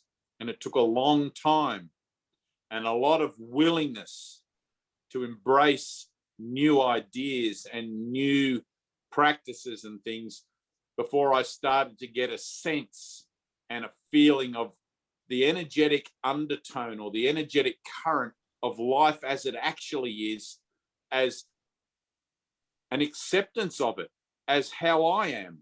I don't know if that makes sense. It's like the idea that I don't feel connected is what I'm feeling. All right. Therefore, I'm feeling not connected. So I'm actually feeling something. Okay. So I allow myself to go into that as my feeling of myself. This is what I feel like. I feel unconnected or I feel disconnected. Let me look at that. And rather than seeing it as something bad that I have to escape from, let me accept it so that I can move on, because a lesson doesn't change or move on until it's accepted. Okay. And the lesson that I'm always looking at is to accept myself as I am, whatever I think I am, right? To thyself be true, as above, so below. What does it mean to be the Christ on earth? It means I get up in the morning and I put my pants on the same way as I've always done. That's exactly what it means. That's the greatest miracle you could ever hope for, is to accept yourself exactly as you are.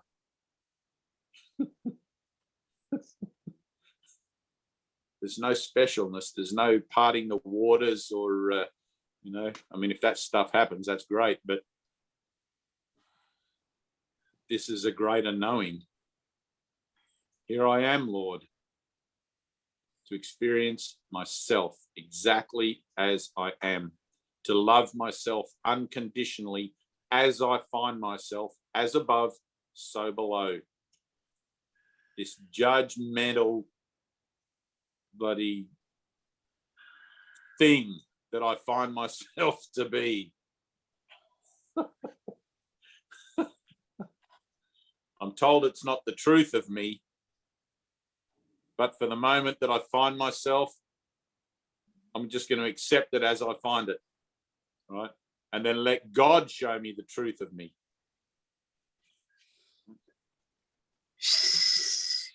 Here I am, Lord.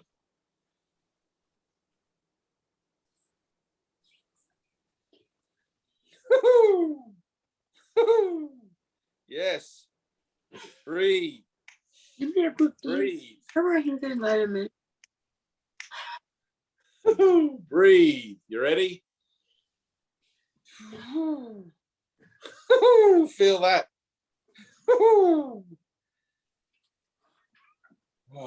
Thank you, Father.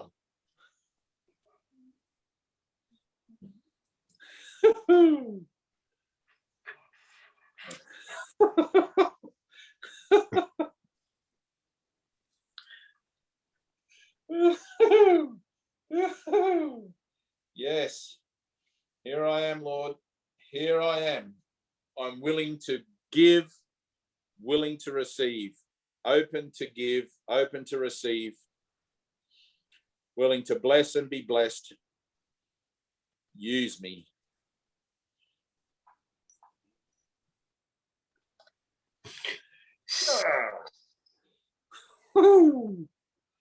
Good. Breathe. Yes. Go on, Donna, push. Go on, push. Go deeper. You're right there. You ready? Yes. Yes.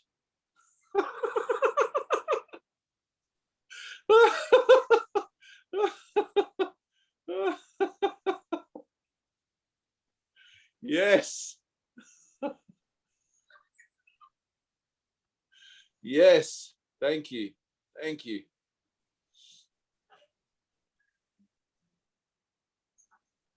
Go on, Heidi. You can let yourself have this. Stop trying to work it out. Stop trying to work it out how it is that this is supposed to work in you, and just fall apart. Let yourself be totally open. You know, when people say you're having a midlife crisis and everything falls apart. That's going to happen anyway. So let it happen now. Let it happen now and let it be surrendered to God. Here I am, Lord. I can't go on. I can't take this any longer. I can't do this anymore. Get to the bottom. That's it. Yes. Here I am. Heal my mind.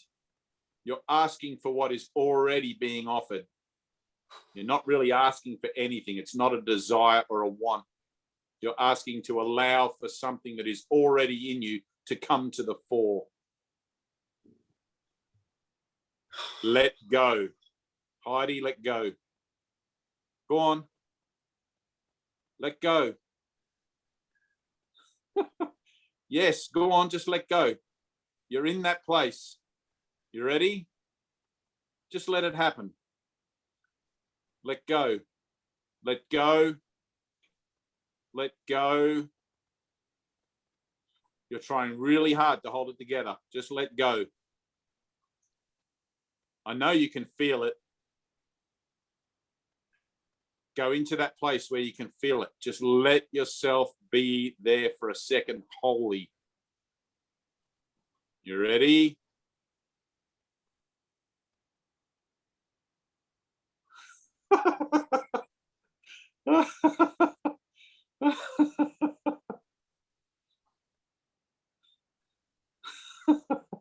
Here I am, Lord. Yes. Go on. Stay there. Stay there. Stay in that place. That's perfect. Thank you. Just stay there.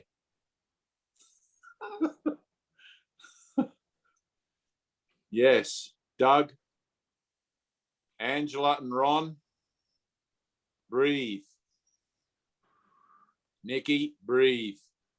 Into your stomach, Nikki. Deep breaths in through the nose, out through the top of the head. Yes. Feel it.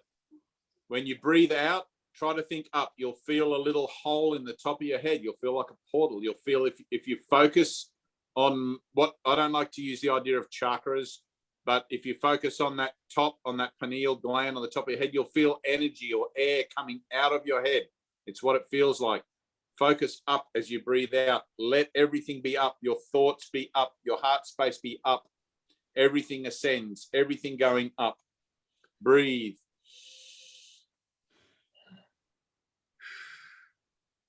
Ah.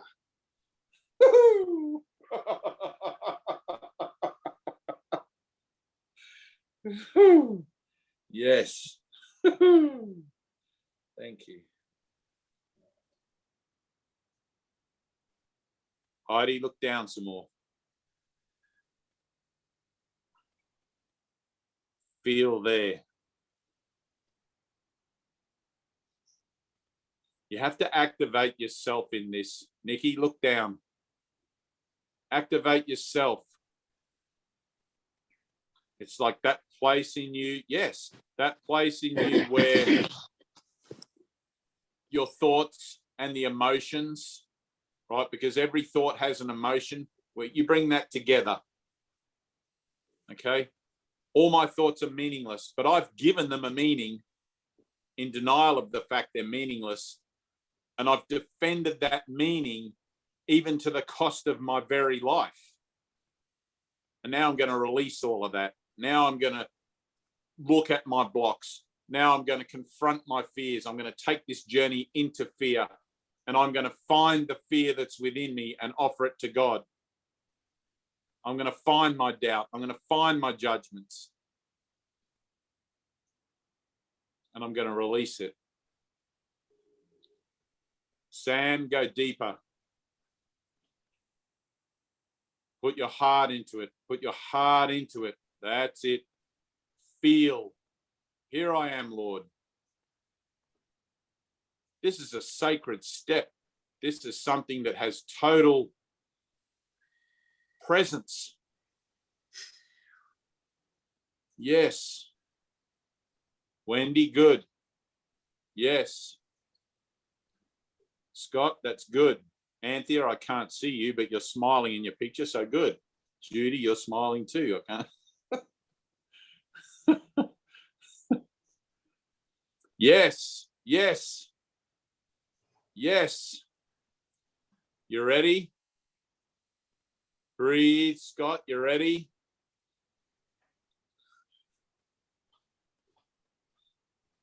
Yes. Here.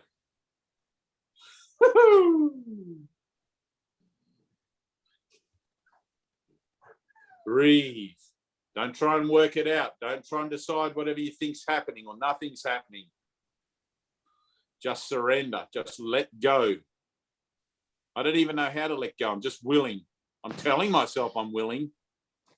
Maybe I'm not. Maybe I'm full of shit. Maybe I'm lying. Maybe Jesus is right when he says I am a liar and the son of a liar. I'll take Jesus at his word, because if I'm a liar, I'm not going to trust me. Here I am, Lord, all the liars in the universe. Here I am.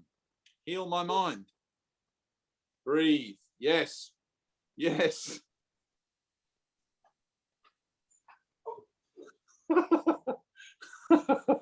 Exposed at last. Caught with my hand in the cookie jar at last. Breathe. Good. Yes. Stay focused, Karen. Don't wander off. Don't wander off. Here I am, Lord. That's where we stay. Heart and mind. Here I am, Lord, making a presentation to the divine. Here I am. I refuse to adjust. I'm not going to step out of this circle. I'm going to stay here for as long as it takes. I'm going to wait in this circle, me the liar, God the truth, and I'm going to allow one of those things to be exposed.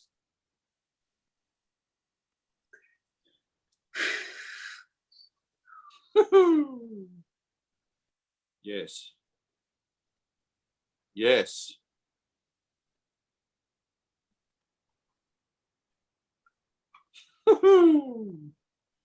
Yes. Travis, focus. Focus. Don't go astral.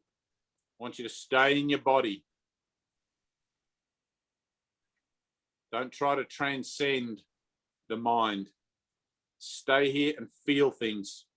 All right? It's easy to get distracted and easy to kind of like want to go up in a sense of that meditational up. Right? Let your thoughts and your mind and your breathing and everything be up in a sense of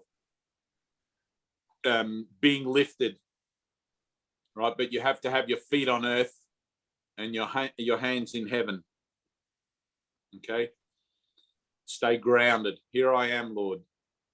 Here I am. Lift me up to you. I am your son. Oh.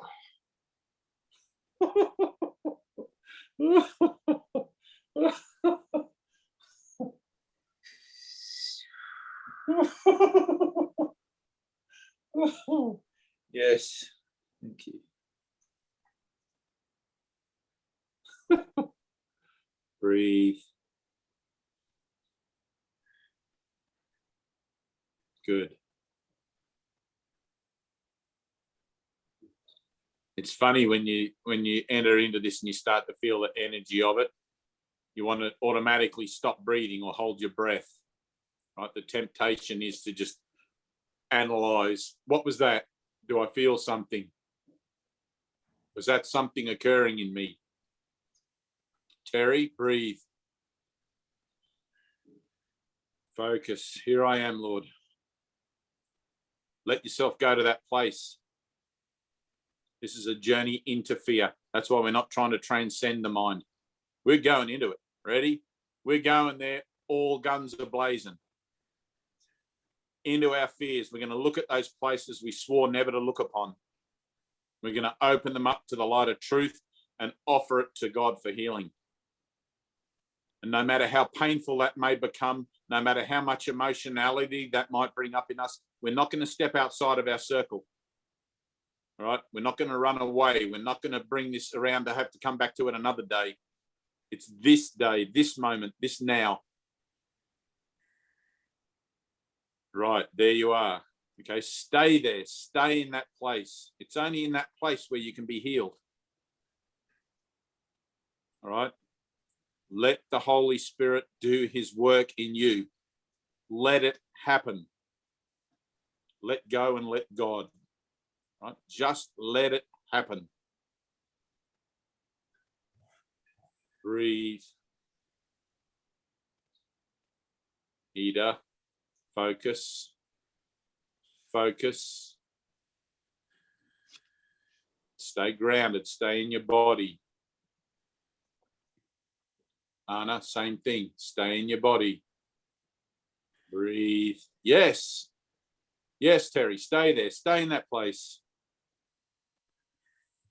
It's like the ghost ride at the show. You know, when you go to the national show and there's a ghost ride, when you first go through, you put your hands over your eyes. And then as you get older, you go through and you peek. You have a little peep and you see that it could, maybe it's not what you thought it was. And then when you get older, you go through and you go, woohoo, it's just a rubber skeleton and a sheep, you know. That's all it is. You've given it a meaning other than the nothingness that it actually is.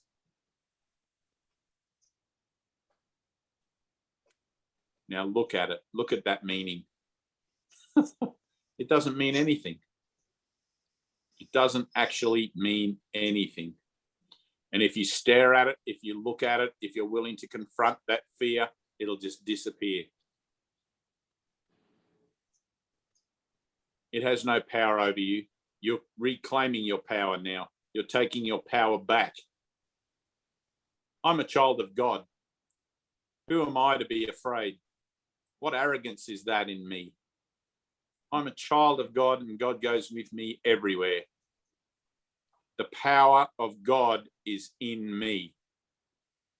Let me look at the world I think I see through that determination, through that acceptance.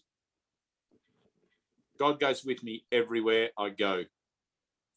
Here, Lord, take this from me. Heal my mind of these fears. Heal my mind of this false belief, whatever it is you come across. And breathe.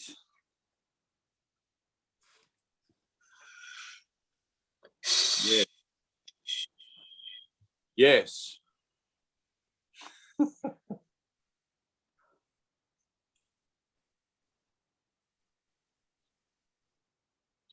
Good. All my judgments, all those times where I thought I was determined and deserving of having my own way. Someone called me the other day on Facebook. I was a narcissist bully because I wouldn't buy into the storyline that was being presented. I refused to accept it. And it uncovered the projection that I was a narcissist bully. And I thought, wow, that's amazing. Yes, I'm a narcissist bully. I'm all the narcissist bullies there are. I don't even really know what that means, but I accepted it and included it in and took responsibility for it and had a moment there of undergoing the release of whatever that was so that it didn't trigger me. It doesn't upset me. Why would I care what anyone calls me in this world? It's like, yes, I am that. I am one with all things, literally. One love, one people, one God, one world. There's not one thing and then me, something else. I am one with everything. The things that I think I like, the things I think I don't like. Right? But it's only me that's given it the meaning it has. Let me release it from that meaning by releasing my mind from the belief that that meaning avails me anything other than pain and suffering and death, and accept God's meaning in place of my own.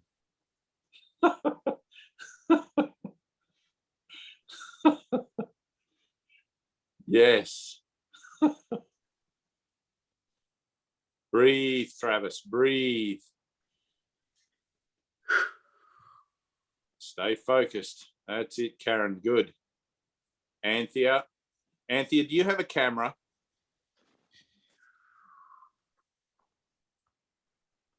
I think you should be on camera. You're like hiding there. I sense there's a thing going on here. I'm just putting that out there. It's okay to be in love, you know. It's totally okay to love yourself for no reason at all. Because you are pretty damn awesome. Not your body. Your body's nothing. That short body or that tall body or that skinny one or that big one or that one that's getting old or that one that's not old enough, or there's always going to be some issue with the body.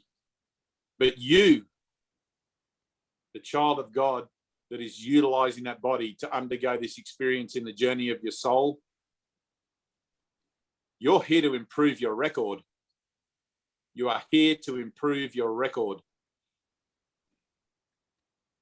This is where all of a sudden the rubber hits the road and you realize salvation is real for me, because salvation is this kind of relinquishment of what I thought a relationship ought to look like, and an acceptance of the fact that it can look like anything in this place. It can look like anything. And when you're willing to allow it to look like anything, then it will no longer bother you. It will no longer upset you. It will no longer push your buttons. It's only whilst just trying to be in control, like a narcissist control freak or whatever it was I got called. Oh, bully. I've been called pretty much everything in my transformation, and I'm so grateful, like just so grateful. I mean, sticks and stones, right? Names will never hurt me, but sometimes you get called things and it's like, man, that really sticks in my gullet. Somebody calls you something and it's like, you try to keep a brave face and pretend that it doesn't hurt, but man, it hurts. It's like all of a sudden, I'm going to just let it hurt. What the hell is wrong with letting it be painful? Right? Let me have that experience. That's what I came here to have. I'm a dickhead. I'm a control freak. I'm a whatever it is. Right? As above, so below. Yep. All of that. And when you accept it, then it's done. It's like, oh yeah, I am that. Why wouldn't I be? I'm one with all things. Luckily, none of it is my reality, but, you know, ho-hum. Breathe. Yes. Go on, Scott. Push. Push. You can go deeper in this.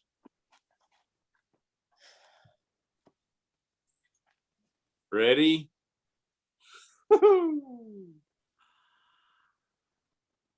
Go on. Go on. Feel. There's a threshold. In all of these things, there's a threshold.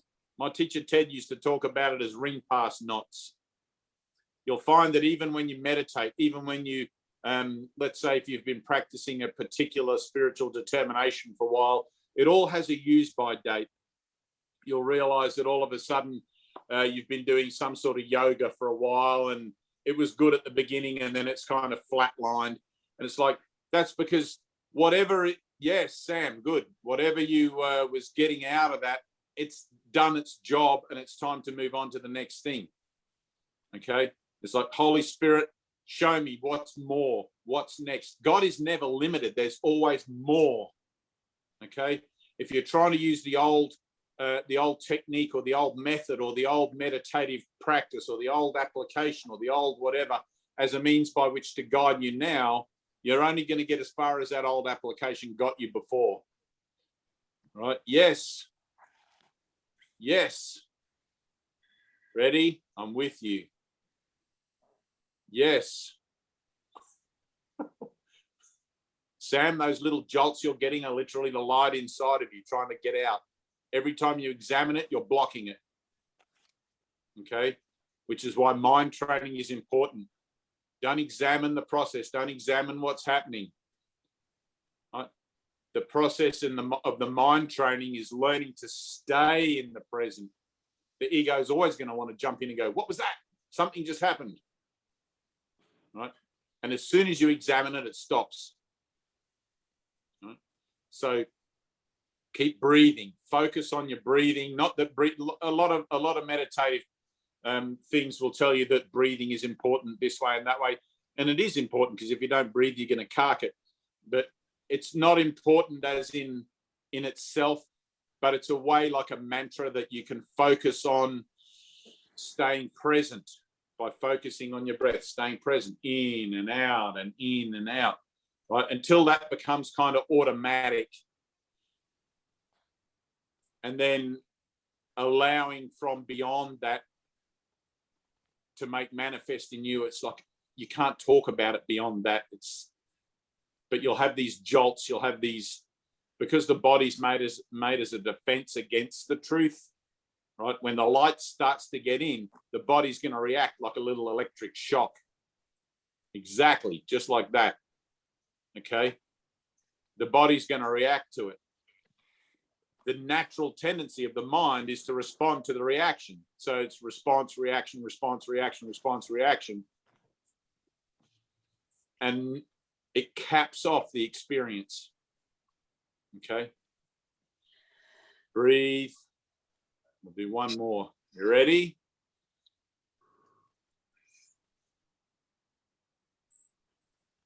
Where's Anthea? She might have fallen asleep. I know it's late in England. Karen, you ready? Breathe. Kevin, breathe. Take a deep breath in, deep breath out. Here I am, Lord. I'm in my circle. Here's my circle. I'm going to stay here.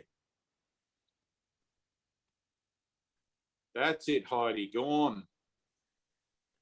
Michelle, push. Go deeper. Go deeper. Donna, I'm surprised you're still with us. Go on. You were nearly completely out of your body just before. Doug, Nikki, yes. Angela, good. Breathe. Here I am, Lord. I'm here for an experience. I bring myself before you now to experience the truth of myself, whatever that looks like. It's like Jesus says, miracles are your right, but purification is necessary first.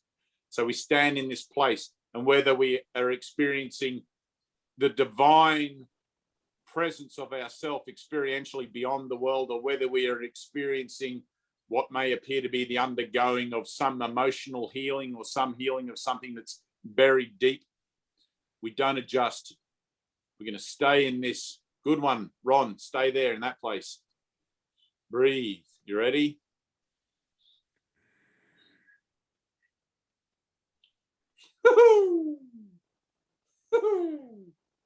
Thank you.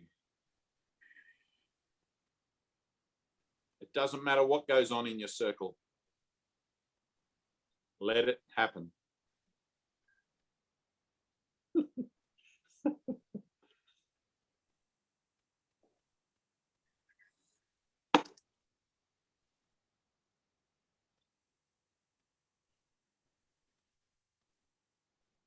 The main fear you're going to have in this is that if I let go of this, then what? Because pretty much your whole thought system has been structured on the idea of defending yourself. Pretty much your whole thought system has been structured around the idea of maintaining a certain location in time and space. Yes. Breathe, Doug, breathe. Yes. That's it. Yes. Ready?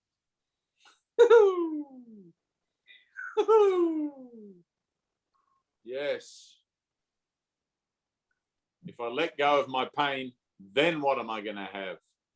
If I let go of my suffering, then what will justify my position? Absolutely nothing. And that's going to feel weird for a second. It's going to feel quite not uncomfortable. It's going to feel strange to have nothing to hang on to, no grievances and no judgments, to be free of all that stuff. It's like for a second, freedom is going to feel awkward. You're going to feel like you need to do something rather than sit in your freedom, sit in your love. It's like, oh man, this is too much. Let me go and get a burger. Let me go and have a beer or something. I don't know how I can handle all this freedom. Stop trying to handle it and just let it be there. Stop trying to handle it and just live from it. You're free. You're a child of God. You're free now. You don't need me to tell you that. You already know it. This is just a game that we're playing. This separation is just a game I'm playing. I'm done with it. I'm free. So are you. I'm a child of God, and so are you. We've been led to that place where the long green grass, what is it, the parable, he lead me to the pastures. I can't remember it. I'm terrible at biblical recitation, but the still waters and the cool green grass to lay me down. That's where we are right now. Breathe. That's good, Doug.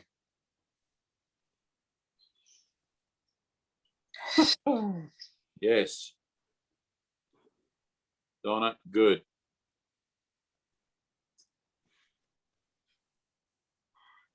Angie and Wesley, good. Wesley, you don't have to be tough. You don't have to be strong. That's a guy thing. Right? That's part of an identity package that we all get given. It's one of those dumbass things that we learn as we go along. It's like there's a whole unlearning that happens in this. Resilience is one of those things that it's so fucking awesome to let go of, to being resilient to stuff and letting ourselves be vulnerable. It's like, holy cow, I just fell to pieces in the midst of a circle of friends or in my workplace or in my whatever. It's going to be the most beautiful experience that you ever have. And hopefully ongoing.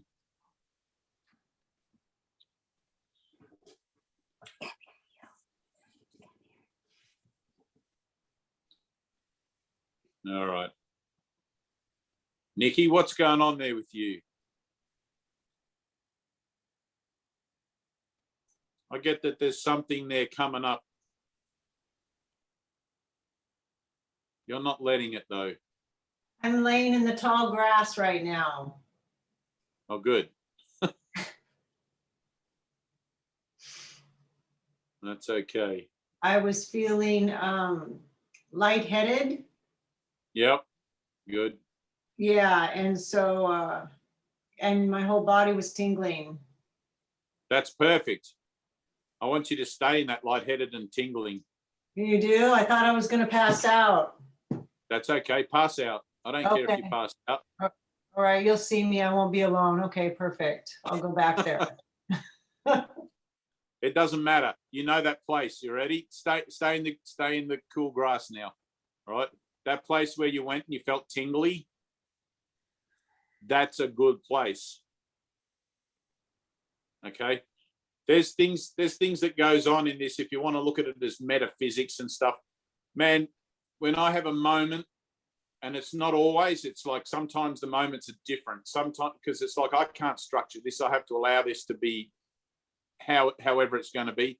Sometimes my whole body tingles and vibrates to the point where I feel it's going to just disintegrate into nothing.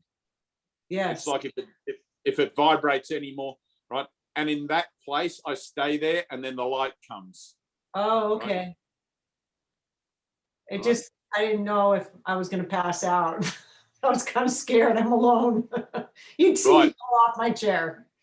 That's okay. You can fall off your chair. You won't get hurt, right? But being scared, it's going to bring that up, all right? The whole reason that you're standing in your circle is to bring up that fear for healing, all right? In the process of bringing that fear up and you said, oh, I got scared, That's what's meant to happen. This is a journey into fear. It's perfectly okay to be afraid, right? That's good. Same with you, Heidi. Exactly the same thing. Okay. You've got a huge package. There's like a 1,000-year-old woman in there waiting to scream. I don't know what it's like. That's something I get. I used to get that with Michelle as well. Right? You can find Michelle and she'll tell you all about that one. It's that feeling of emptiness, that feeling of nothingness, that feeling of just, I don't feel anything feeling. Right? And I know you know that. Go into it and allow that to be perfectly okay.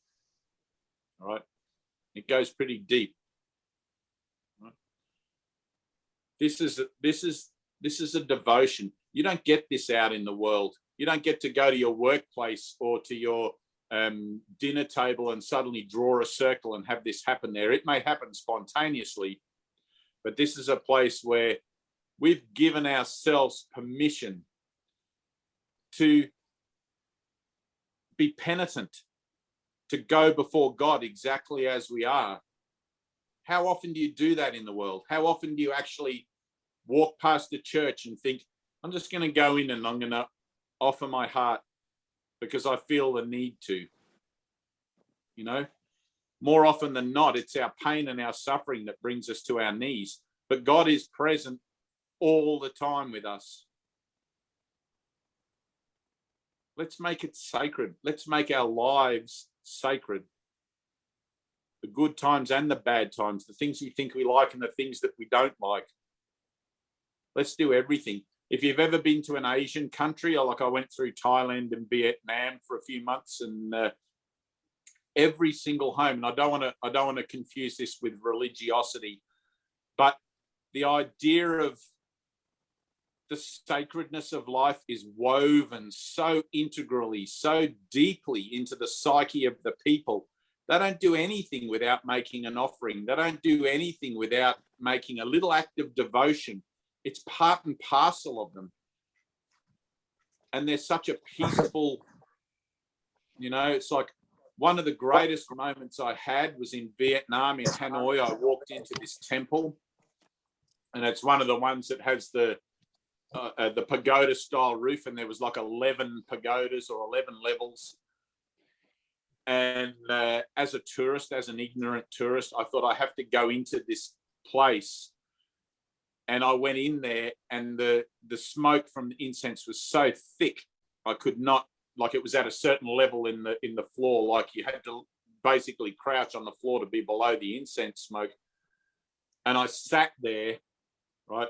I'd already experienced the illumination of my mind some years before, but I knew that I'd been traveling for a while. Things were frustrating. There was all this stuff going on, and I just wanted to be in a place. So I decided to go into this temple, and I sat there for a minute, and everything was gold. There was massive gold Buddha and lots of little Buddhas, and there was people leaving offerings of food and all sorts of stuff around the altars. And of course, I immediately judged everything as idolatry and all of this sort of stuff, and built up a story and what I thought was going on here. And then I caught myself doing that. And I thought, who am I to judge any of this? I'm here for healing. Why would I judge what I think is going on here? I have no clue what's going on. And I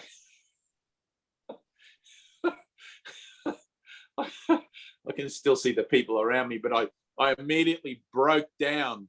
I had this massive meltdown. I was kneeling on my knees, and the incense smoke was annoying my eyes, and I sort of fell to this fetal position, and I was crying and like wailing, like it was just coming out of me. And I looked at the Buddha, and I looked at the devotion, and I looked at everything that was going on, and there was only about 6 or 7 other people, women in there, and they were all staring at me, and they'd all come to put their incense and make their prayers and their offerings. And it dawned on me that this act, this sense of devotion, and even though I could have judged the form endlessly, It was my mind. This was me. This was my devotion. It was my temple. It was my sacred place. And I didn't want to defile it with my judgments. And I cried and I cried and I laughed. It was powerful. It like for probably about an hour. And if I hadn't got up to leave, I probably could have stayed there all day laughing and crying. But whatever was coming out of me, whatever was being released in that moment, was a historic kind of script of God knows what, like unknown to me. It's like I couldn't have told you what I was healing or what was being healed within me. But the purpose of a temple, the purpose of that whole sacred space is healing. And that's what the purpose of our sacred space is here, albeit digitally, albeit online, albeit whatever it is. But it's like I look at it with that reverence. I look at it with that purpose. I look at it with that sense of sacredness. And when I leave this meeting, I want to carry that with me. I want to carry the gift of it, Heidi, with me. I want to go out into the world and I want to offer my heart to the world as I've offered it to God here. I want to be vulnerable. I want to be open-minded, open-hearted. What the hell would I defend? It could only be something that's false, because love needs no defense. Anyway, we'll leave it there. I'll leave you in your in your sanctity. No.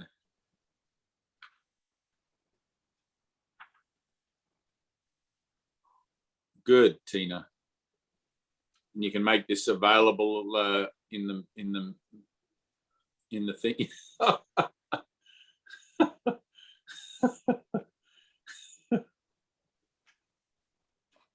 Hey, I love you.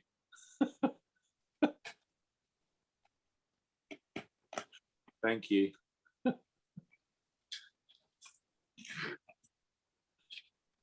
Peace.